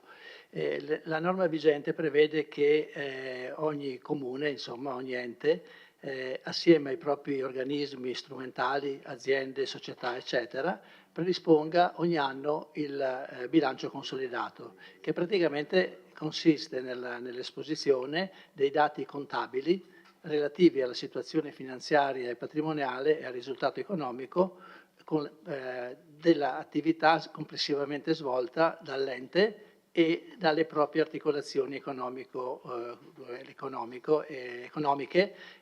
durante l'anno, come diceva il Presidente, l'anno 2023. Le articolazioni economiche, insomma, le articolazioni di cui il nostro ente si avvale sono una serie di enti, società partecipate o non partecipate, che poi se volete ve li illustro perché anche in Commissione ci siamo soffermati su questo tema, mi sono un po' documentato e quindi forse anche per un motivo anche di chiarezza e anche per spiegare un po' a tutti, anche ai nuovi consiglieri, quali sono tutti i soggetti partecipati, controllati o comunque di cui l'amministrazione si avvale, forse potremmo perdere 10 minuti per illustrarli, 5 minuti per illustrarli. Allora il bilancio consolidato, come si diceva, è composto dal conto economico, dallo stato patrimoniale e dai dati, dai relativi allegati. Lo scopo di questo bilancio consolidato, come prevede la legge, è proprio quello di ottenere una visione completa della consistenza patrimoniale e finanziaria del gruppo di enti di società che fanno capo al nostro comune. Questo documento dovrebbe consentire di sopperire alle carenze informative e valutative dei bilanci degli enti che perseguono le proprie funzioni anche attraverso enti strumentali o detengono rilevanti partecipazioni in società, dando una rappresentazione anche di natura contabile delle proprie scelte di indirizzo, pianificazione e controllo. Il consolidato, come dicevo, è predisposto facendo riferimento all'area di consolidamento, che è stata individuata con una delibera della Giunta che si fa ogni anno, in sostanza si definisce ogni anno quest'area di riferimento. Quest'anno, nel febbraio 2024, la Giunta ha approvato il gruppo Comune di Vittorio Veneto e il perimetro di consolidamento per l'anno 2023. In quella delibera, che non avevamo l'altra sera, in quella delibera sono indicati tutti gli enti, le società che fanno parte del gruppo Comune di Vittorio Veneto. Li leggo perché secondo me è anche utile sapere, poi se volete che entriamo nel merito di alcuni ve lo dico, ma comunque. I diversi enti sono il Consorzio BIN Livenza Treviso, il Consorzio BIN Piave Treviso, il BIN Piave Nuove Energie, Società Informatica Territoriale, Consiglio di Bacino Veneto Orientale, Consiglio di Bacino Sinistra Piave, Fondazione Fender, Fondazione Menuccio Menucci, Istituto Cesana Malanotti, Consorzio per i servizi di igiene del territorio, Savno, Bioman, Asco Holding, Asco Piave, GAL dell'Alta Marca Trevigiana, Intermodale Vittoriese, anche se in liquidazione, Mobilità di Marca, Vittorio Veneto Servizi, Piave Servizi e Viveracqua. Quindi sono in totale 20 società, enti o altre cose che in cui in qualche modo il Comune è interessato, perché comunque ha una società in house tipo la Vittorio Veneto Servizi, di cui siamo titolari del 100%, quindi un'attività in house che controlliamo direttamente. Nelle altre società ci sono diverse forme di controllo, qualche volta semplicemente con la partecipazione, con una piccola presenza, con una piccola partecipazione nelle diverse grosse società come Asco Holding, Asco Piave, eccetera. In altre abbiamo delle partecipazioni un po' più ampie, tipo Piave Servizi, in cui abbiamo il 6%, circa il 6,2%. Partendo da queste 20 società, con quella delibera sono state individuate alcune società o enti che non entrano nel consolidato. Per esempio, abbiamo la Fondazione Minuccio Minucci e la Fondazione Fender, in cui come ente facciamo semplicemente le nomine dei rappresentanti all'interno dei consigli di amministrazione.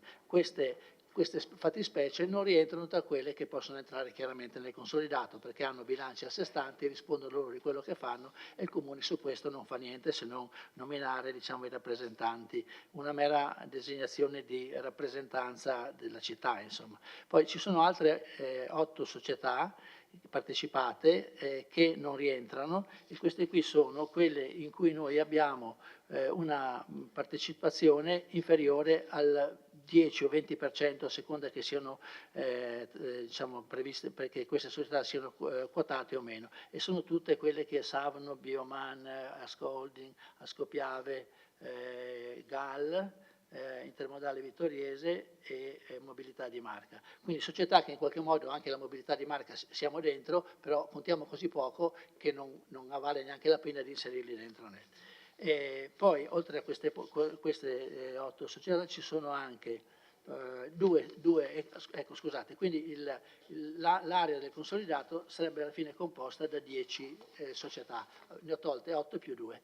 Di queste 10, 2 non hanno neanche presentato i dati, non hanno dato disponibilità dei dati. Una perché di fatto non fa un bilancio finanziario, l'altra perché è un ente intermedio che consolida direttamente le proprie partecipate e quindi ha ritenuto di non inviarci questo bilancio, questo documento. Pertanto, alla fine della storia, le società il cui bilancio viene consolidato sono le 8 che restano e che, ripeto, sono il Consorzio BIM Piave Treviso, il BIM Piave Nuove Energie, la Società Informatica Territoriale, il Consiglio di Bacino Veneto Orientale, il Cesana Malanotti, il Consorzio per i Servizi di Igiene Territoriale, CIT, la Vittorio Veneto Servizi e la Piave Servizi. Queste sono le 8 società che entrano nel perimetro del consolidamento e vengono quindi inserite all'interno di questo documento, che praticamente si chiama consolidato. Quindi in questo documento, che poi è un bilancio tipico delle società private, rientrano il bilancio del Comune di Vittorio Veneto e in parte, in relazione alla percentuale di partecipazione, entrano in parte i bilanci delle altre società o enti. Chiaramente, per quanto riguarda la Vittorio Veneto Servizi, entra tutto il bilancio in sé, per quanto riguarda Piave Servizi, dove abbiamo il 6%, rientra solo il 6% di quello che è il totale delle attività della Piave Servizi. Se vogliamo solo dare alcuni dati complessivi su questo bilancio consolidato, vi dico che appunto nel conto economico del consolidato troviamo componenti positivi che io chiamerei ricavi, se fosse per semplificare, ricavi per circa 43 milioni e 60 mila euro e componenti negativi della gestione per 43.708, quindi è maggiore la parte di componenti negativi, per cui c'è un risultato di gestione economico da parte del Comune che non è quello del bilancio finanziario e del conto consuntivo, ma c'è un risultato di gestione negativo per 647 mila euro. Alla fine il risultato vero è un po' più alto, perché vengono inseriti anche gli oneri straordinari e i proventi straordinari che portano alla fine a un risultato dell'esercizio di gruppo negativo per 1.107.546. Su questo, dunque, rispetto al 2022 siamo passati da un risultato positivo di 2.154.000 a un risultato negativo di 1.107.000. Nel Consiglio Comunale in cui l'anno scorso abbiamo discusso della stessa cosa, ho chiesto, perché appunto chiedevo dal tavolo di consiglieri, ho chiesto al revisore del conto che era presente in quell'occasione, ho chiesto di capire meglio questa cosa, ma lui stesso mi ha spiegato che, una cosa che forse avete capito già tutti, il bilancio che noi facciamo è il bilancio quello finanziario, quello che ha le entrate in previsione, le uscite in previsione, ha determinati vincoli per quanto riguarda le spese correnti, le spese in conto capitale, ma alla fine è un bilancio che chiude sempre in pareggio in termini di previsione e poi alla fine, diciamo, si chiude con un rendiconto che ogni anno è positivo, insomma, che non andiamo mai in disavanzo. E per esempio l'ultimo anno, nel 2023, il conto consuntivo ha previsto un avanzo complessivo di 9 milioni di euro che poi, tolte tutte le parti che devono essere in qualche modo accantonate per crediti di difficile esigibilità, per i lavori che sono in corso e tutta una serie di altre considerazioni, alla fine porta a un importo complessivo disponibile di circa 3.200.000 euro. Questo, diciamo, è il risultato, il documento complessivo che, diciamo, che volevo illustrarvi. Su questo tema i revisori del conto hanno espresso il loro parere favorevole sull'approvazione, l'abbiamo portato in commissione e anche in commissione non sono emerse, diciamo, osservazioni o richieste particolari, salvo, ecco, che emergono questa sera. Comunque questo è il documento, ha un suo valore limitato per la nostra società, per il nostro comune, nel senso che non siamo il comune di Milano dove magari ci sono almeno 100 società partecipate che fanno un sacco di cose e quindi con questo documento si riesce a tenere conto di tutte le attività e anche dei possibili perdite che alcune società partecipate possono avere, che in questo caso, diciamo, il rischio di dover intervenire ricade sul comune. Qui da noi, diciamo, l'unica società veramente controllata è la Vittoria Veneto Servizi e su questo tema, diciamo, ci sono tutta una serie di controlli che facciamo d'ufficio e che quindi al momento, insomma, non creano problemi. Credo di aver detto tutto quello che penso sia necessario, ma sono disponibile assieme alla dottoressa D'Apparet, che ringrazio per il lavoro che ha fatto e anche in questi difficili momenti che stiamo attraversando con l'ufficio finanziario, ma comunque ci ha lavorato e quindi alla fine siamo riusciti comunque a presentare il documento nei termini previsti, che sono quelli appunto del 30 settembre. Grazie Assessore. Apro il dibattito. Prenotate i vostri interventi, prego.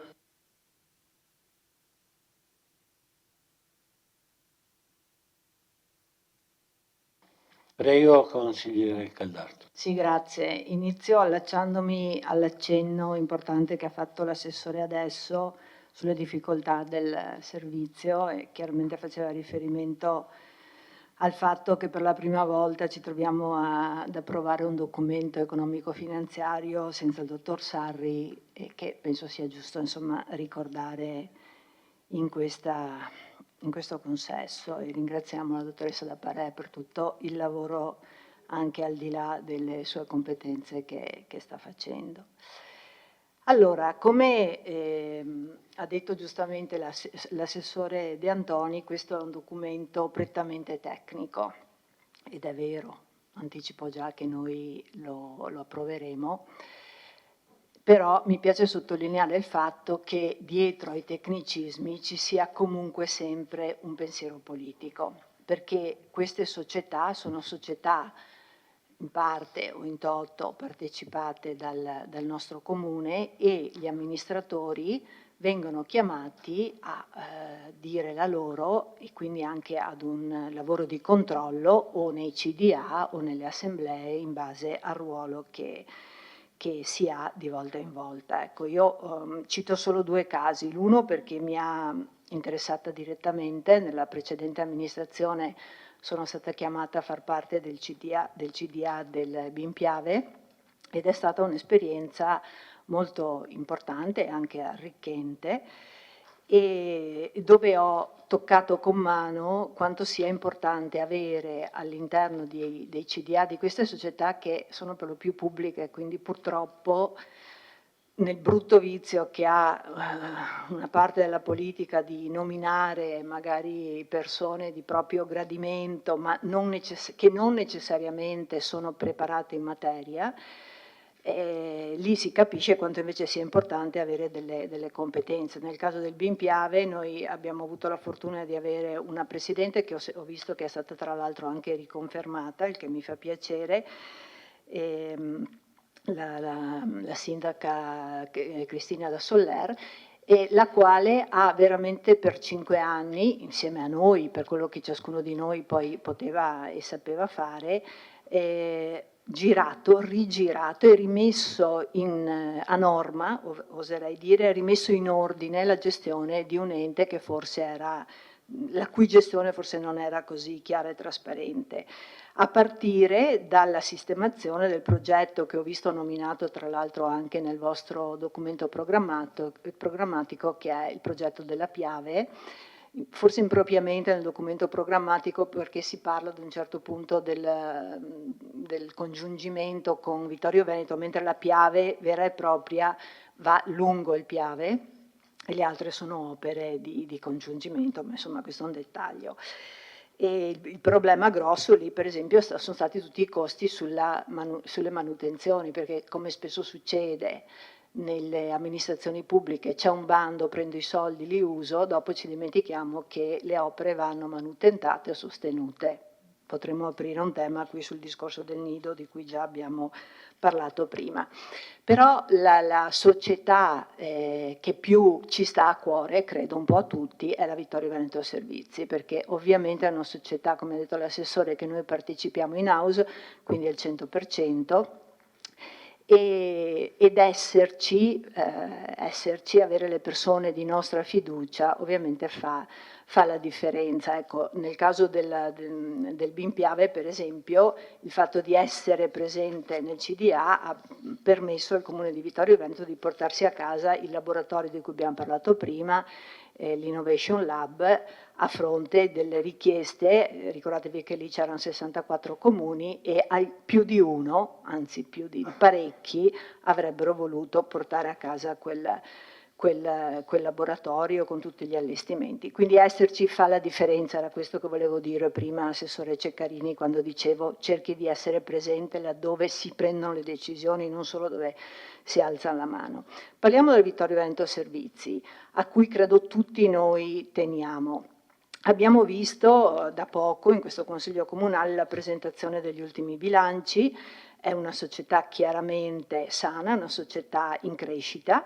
Abbiamo un bilancio di circa 6 milioni di euro con un utile di esercizio insomma piuttosto importante, che contribuisce poi, sappiamo, anche al bilancio del nostro comune. Quello però che dà veramente valore, secondo me, alla Vittorio Veneto Servizi, al di là dei numeri che sono importanti, al di là dei contributi economici che sono importanti, al di là della progettualità, e ovviamente faccio riferimento in primis al progetto che spero portiate avanti convintamente della realizzazione e dell'apertura della nuova farmacia comunale di San Giacomo, che però non era citato nel documento programmatico, e sul quale insomma penso che potremo aprire un confronto importante. Ecco, quello che dà ulteriore valore a questa società è senza dubbio l'aspetto sociale, cioè ciò che la Vittorio Veneto Servizi ha fatto e sta facendo e continua a fare per il bene della collettività. Qui sì c'è sostenibilità sociale.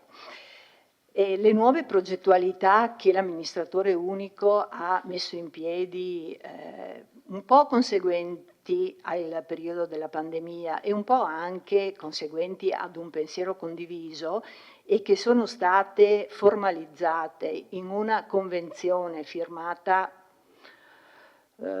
pochi mesi fa, un anno fa forse, con durata quinquennale, quindi di cui voi potete godere i frutti e che spero poi verrà rinnovata ma anche implementata, riguarda i servizi, dei servizi essenziali, il servizio trasporto persone, il servizio di assistenza alla persona, sapete che c'è una infermiera in una delle farmacie, in quella del centro, e poi la consegna dei pasti.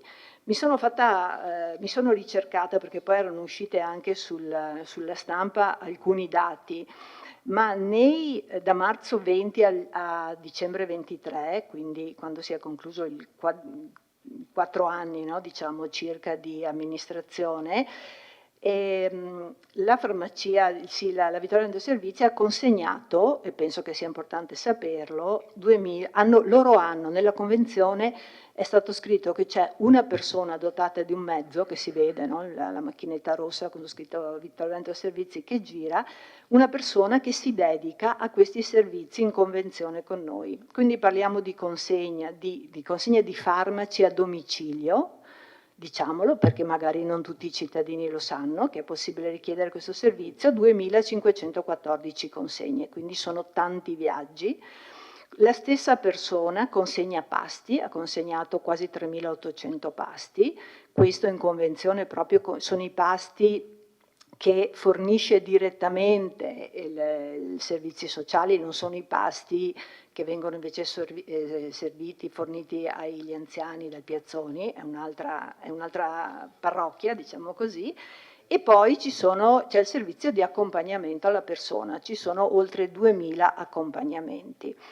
Ecco, tutto ciò... Sta per concludere, consigliere?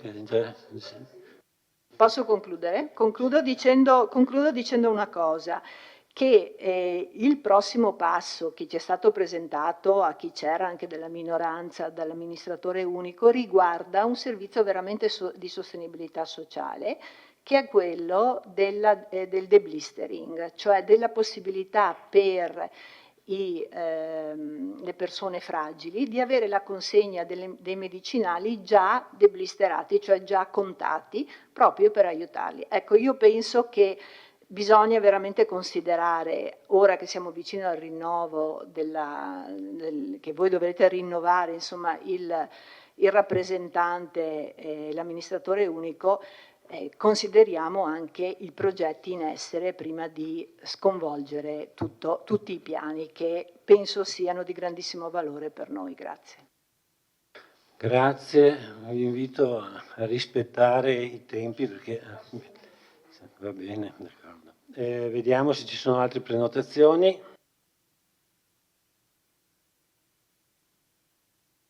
Non vedo altri interventi.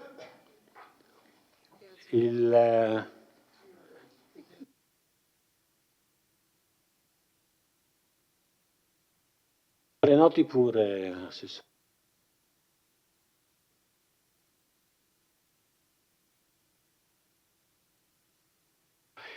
Sì, grazie Assessore Caldart che ha ricordato, diciamo, l'attività di una società importante in house che controlliamo direttamente. Diciamo che molte delle attività che sono state realizzate negli ultimi anni riguardano anche sono state realizzate anche a seguito delle sollecitazioni che come consigliere di minoranza abbiamo portato, perché il pallino della fornitura dei farmaci a domicilio, diciamo, credo che siano delle cose assieme al sottopasso della zona industriale, sono due temi su cui almeno 10 volte sono intervenuto e quindi ho sempre insistito sul fatto che è vero, come diceva l'amministratore unico, una società, diciamo, partecipata deve essere sempre in attivo e deve essere gestita come una società privata, però io ho sempre insistito sul fatto e ho piacere che in questi ultimi 2 anni e soprattutto con l'ultima delibera che è stata fatta proprio meno di un anno fa, circa a settembre-ottobre con la delibera di giunta, proprio prima dell'approvazione del DUP dell'anno scorso.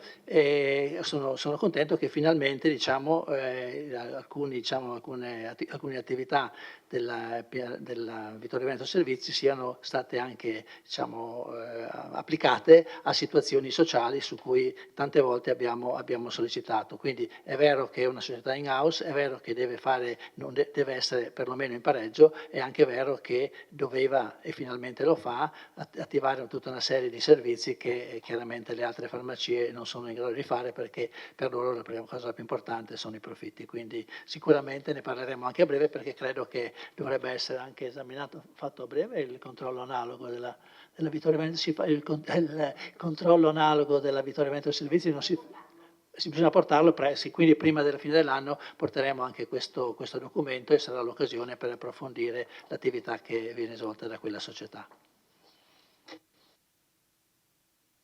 Grazie Assessore. Allora, se non ci sono altri interventi, chiedo se ci sono dichiarazioni di voto, altrimenti passiamo alla votazione.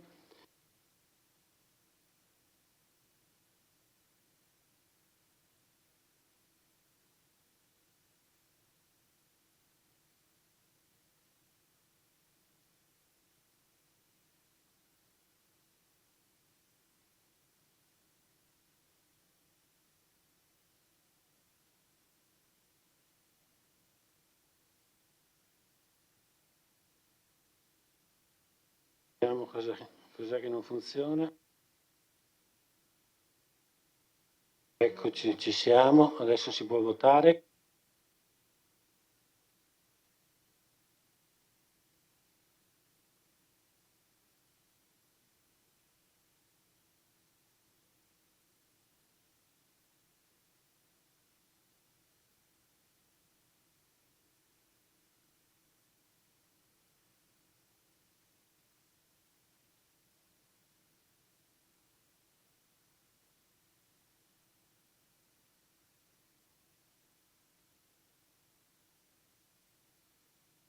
Ora hanno votato favorevoli 16 e astenuto 1.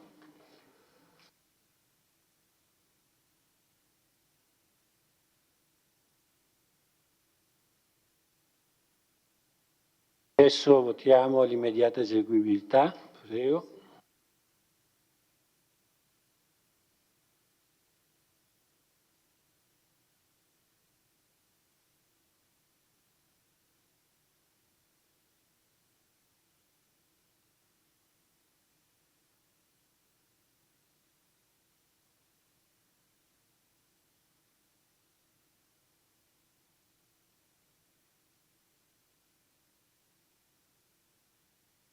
Bene, allora favorevoli 16, astenuto 1.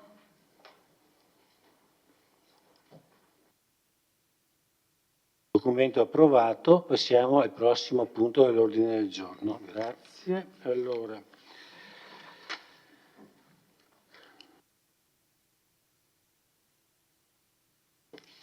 il quarto punto dell'ordine del giorno è sostituzione del Presidente del Collegio dei Revisori dei Conti per il triennio 2024-2027. È una votazione a scrutinio segreto, quindi invito il Messo a distribuire. No, magari prima un attimo vediamo se ci sono. Allora De Antoni illustra il punto. Prenoti l'intervento.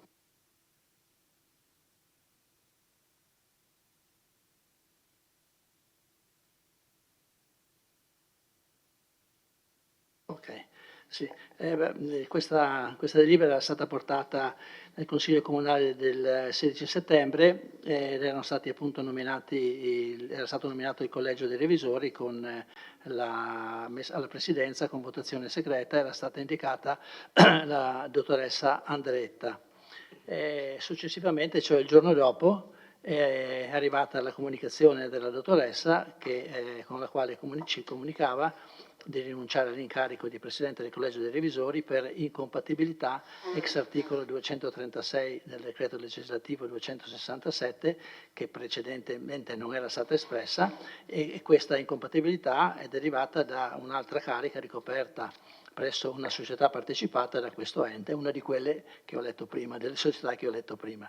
E quindi a questo punto si rende necessario procedere alla sostituzione della nomina di questa dottoressa, quindi del nuovo Presidente del Collegio dei Revisori, e quindi spetta adesso al Consiglio proporre un nome e quindi cioè noi abbiamo valutato anche gli altri, tutti i curriculum, li abbiamo letti tutti stavolta bene e quindi non abbiamo trovato nessuna incompatibilità, ecco, dichiarata. Poi chiaramente se uno dichiara una cosa e poi diciamo, modifica la dichiarazione o non si esprime bene, chiaramente poi possono nascere questi inghippi.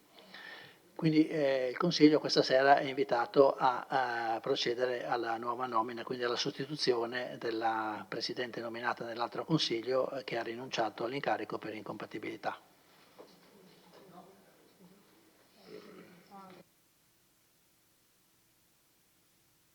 I nomi sono sulla delibera, se volete li leggo.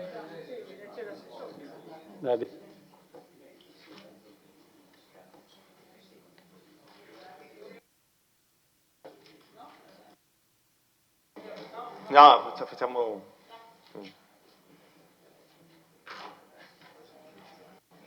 Ok, allora vi leggo i nomi delle domande che sono pervenute ai nostri uffici a mezzo PEC. Sono le seguenti: Verì Vasco, Girardi Luciano, era aggiunta anche quella di Perazzetta Antonella, ma che è stata poi estratta dalla Prefettura di Treviso, quindi questa non la possiamo considerare.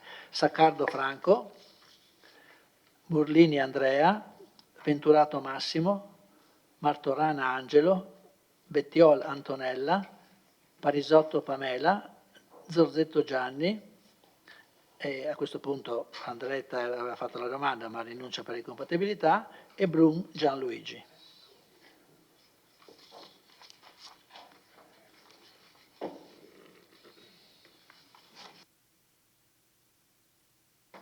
Allora ha chiesto la parola il consigliere Posocco, prego Posocco.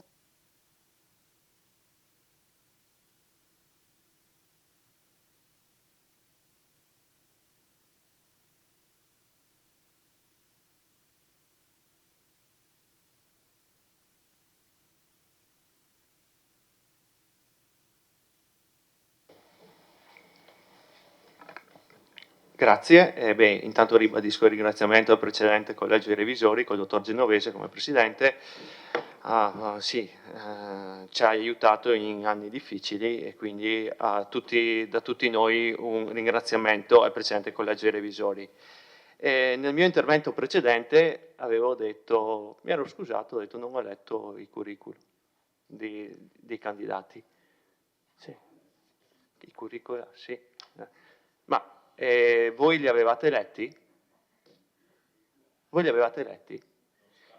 No, e soprattutto da parte del PD che conosceva il candidato in quanto ha altri incarichi, cioè un candidato che revisore, quindi che ha le conoscenze, già revisore in Piave Servizi, che dichiara che non sussistono incompatibilità. Tra l'altro il segretario mi dica se questo può essere sottoposto a un reato o qualcosa, perché qua per me ha dichiarato il falso in tutto questo. Quindi da un punto di vista, volevo chiedere, da un punto di vista, parlate tanto di trasparenza, io ho sottolineato dei nomi che secondo me nei miei 5 anni assieme alla maggioranza avevamo visto persone capaci che adesso saranno comunque una seconda scelta, perché la prima scelta era la dottoressa Andretta, ok? Che dichiara, un revisore, presidente, che dichiara di essere compatibile, di non essere incompatibile. Cioè veramente è follia tutto quello che è successo. Tra l'altro, Presidente, non mi è piaciuta la sua comunicazione ha fatto una comunicazione dicendo che la dottoressa, leggo, ha rinunciato. Spieghi. Ha rinunciato perché incompatibile. Ecco, quindi mi sorprende, però vorrei sapere se sussistono, no è che, però va bene tutto, chiudiamo tutto, facciamo finta di niente, è andata così. Vabbè. Grazie consigliere Posocco, poi qualcuno forse risponderà. Do la parola al consigliere Gian Antonio Darè, prego. Grazie Presidente. No, la dottoressa Andretta non è incompatibile, è che ha un altro incarico e prende di più alla Piave Servizi. E quindi l'incarico da Presidente del Consiglio era meno remunerativo dell'incarico, diciamo, alla Piave Servizi. E allora, se uno ha un incarico così, deve fare a meno di mettere il suo nome. Io non metto in discussione la professionalità della dottoressa Andretta, metto in discussione la credibilità della dottoressa Andretta, perché uno che si candida su un posto di questo, che secondo me è un posto di prestigio da mettere nell'albero della carriera di un professionista, e poi rinuncia. Io dico solo questo perché poi, per l'amor di Dio, mettete chi volete, i conti sono conti, non si sbaglia, poi c'è anche una certa Corte dei Conti di cui sono molto affezionato e non colgo e non perdo l'occasione per esprimere sempre il mio disprezzo, per cui io dico si poteva evitare, è una figuraccia, grazie.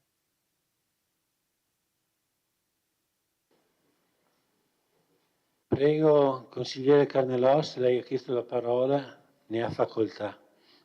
Dunque, alla osservazione del collega Posocco ha ineccepibilmente risposto il consigliere Darè. La incompatibilità sussiste quando si ricoprono entrambe le posizioni. È quindi al momento della domanda la dottoressa Andretta non era incompatibile. Non era incompatibile. Ed è un punto chiaro dal punto di vista giuridico. Le faccio, tenga presente che vale anche per le cariche politiche. Le faccio un esempio che tutti conoscono, recente. Il presidente della regione Emilia-Romagna, Bonaccini, era presidente della regione Emilia-Romagna.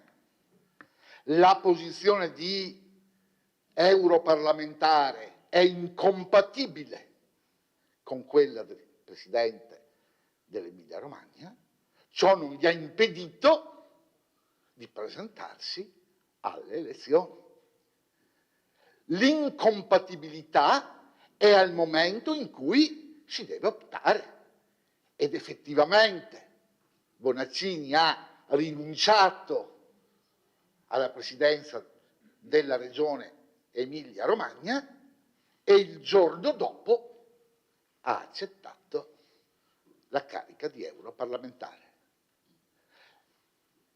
Dal punto di vista giuridico, la dottoressa Andretta non è mai diventata presidente del collegio sindacale, perché sarebbe diventata presidente del collegio sindacale nel momento in cui alla comunicazione del comune avesse detto sì, accetto. E invece, nel momento in cui è stata comunicata la possibilità di assumere quell'incarico, la dottoressa Andretta ha detto no, non assumo questo incarico perché sarebbe incompatibile con il ruolo di membro del Consiglio di amministrazione, non mi ricordo di quale società, a cui non intendo rinunciare. Allora, ti rispondo, non so da dove è venuto, la domanda, vedete, il momento della scelta la si ha quando ci si trova di fronte alla nomina. Guardate che questo avviene normalmente. Quante volte si fa un concorso da una parte e dall'altra e essere dipendenti di due parti non ci può assolutamente essere. E naturalmente uno si apre le più opportunità possibili. Chiaro che se vinco e accetto la cattedra al Munari, posso accettarla insieme al liceo. Al limite, se mi offrono il liceo e mi piace di più, rinuncio e vado al liceo. Ecco, sicuramente io non so, qui come si può dire, potremmo disquisire quali sono le ragioni per cui la dottoressa Andretta ha detto a fare queste due cariche, tutte e due prestigiose, mi tengo l'altra. Boh, posso anche credere a quello che dice il collega Darè, ma tutto sommato pecunia non olet, e quindi probabilmente può essere una ragione umanissima, una ragione, non tutti siamo santi, e quindi credo che certamente una cosa, la sua rinuncia ha determinato il fatto che noi dobbiamo nuovamente procedere. Non voterò la dottoressa Andretta perché direbbe di no un'altra volta. Ho un nome da quanto c'è scritto nel curriculum. In questo caso mi pare, credo, spero, qualcuno avrà guardato, non sussistano cause di incompatibilità. Speriamo che, certo, se dovessero sussistere, ci troveremo un'altra volta a votare il Presidente. E come con la Margherita, pian pianino, chissà di quegli 8, si trovi il Presidente del Collegio Sindacale. Grazie, scusate. Grazie. Allora, il consigliere Posocco ha chiesto replica.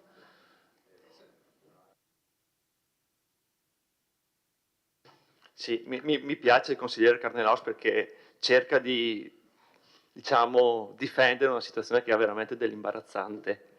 Allora, un candidato presenta, dopo che il 26 di giugno è entrato in un consiglio in Piave Servizi, ruolo chiaramente incompatibile col ruolo di presidente dei revisori a Vittorio Veneto, presenta l'8 di luglio, quindi 12 giorni dopo, la propria candidatura,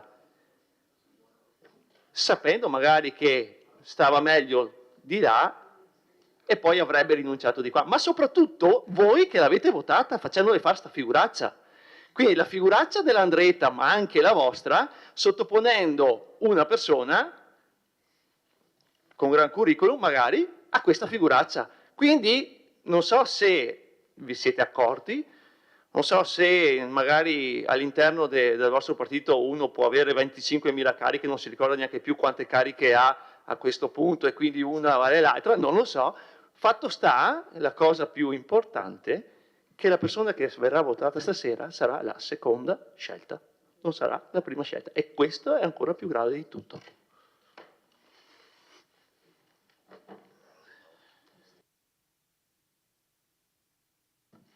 Allora, terminato l'intervento il consigliere Posocco, adesso Grazie. Le Olimpiadi sono già finite. Non è che qua uno arriva primo, uno arriva secondo.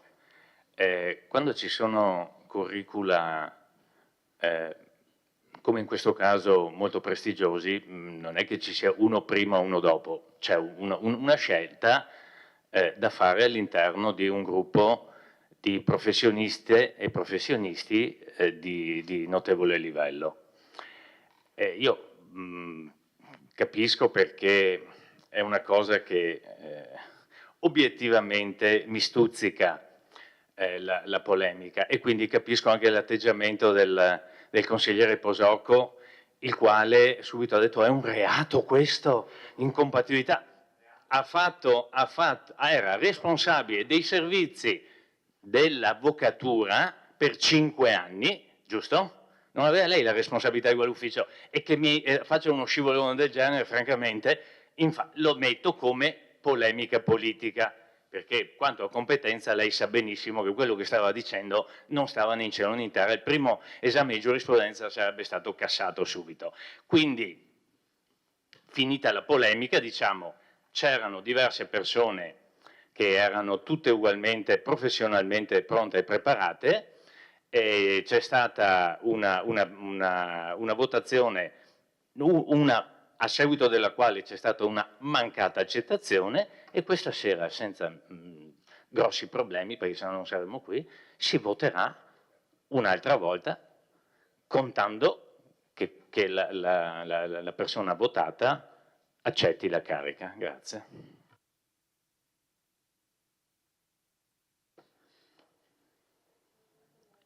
Allora, vedo c'è la prenotazione del consigliere Giovanni Braido, prego. Velocissimo. Non è una questione di antigiuridicità, è una questione oggettivamente di opportunità, tutto lì, nel senso che quando tu rivesti un certo tipo di incarico è anche inutile che tu proponi per un altro se sai che saprai, se lo vinci, tra virgolette, sarai incompatibile, tutto là. Non occorre fare una montagna, però bisogna essere obiettivi, no? Come gli uffici che dicevo prima, che hanno bisogno di essere strutturati. Grazie. Grazie. Non vedo altre prenotazioni, quindi possiamo passare alla raccolta delle schede. Grazie.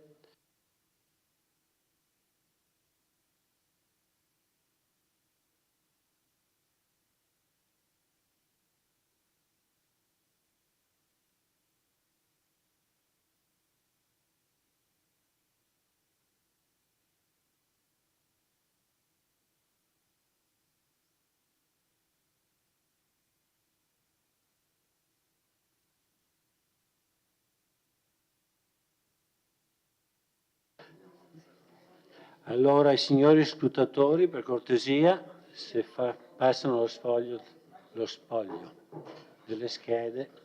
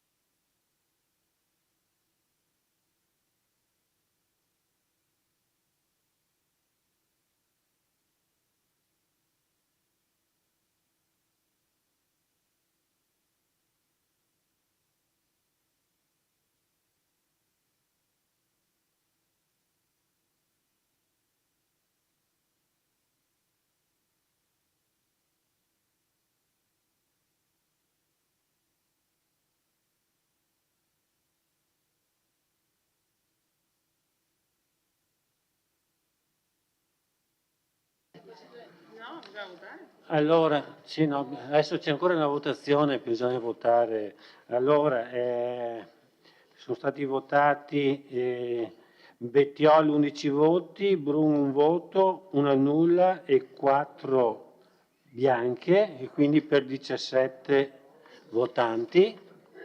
Adesso si deve votare la delibera per procedere alla motivazione espressa in premessa la nomina del nuovo Presidente del Collegio Revisore dei Conti nella persona della dottoressa Bettiol, con decorrenza dalla data di esecutività della presente deliberazione sino alla data del 15/9/2027. Adesso passo alla votazione, passiamo a questa votazione, dopo dobbiamo fare anche la votazione di immediata esecuibilità.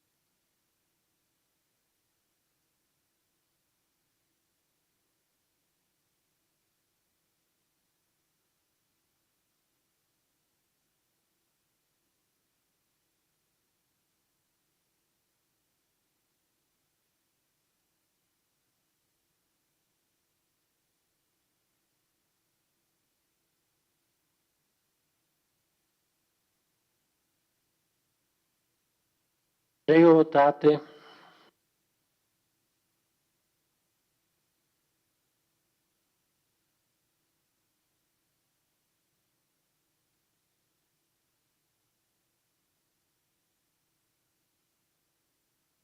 Chiudo la votazione.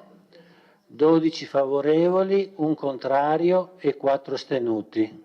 16-17.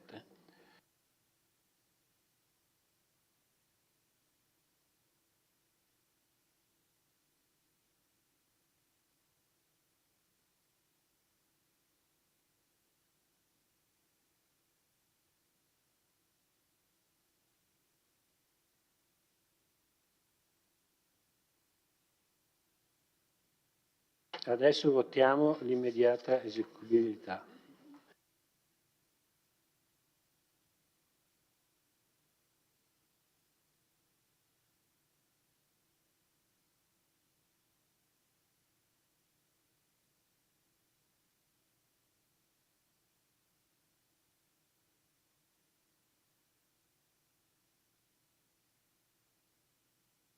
Allora, come prima, 12 favorevoli, 1 contrario e 4 astenuti.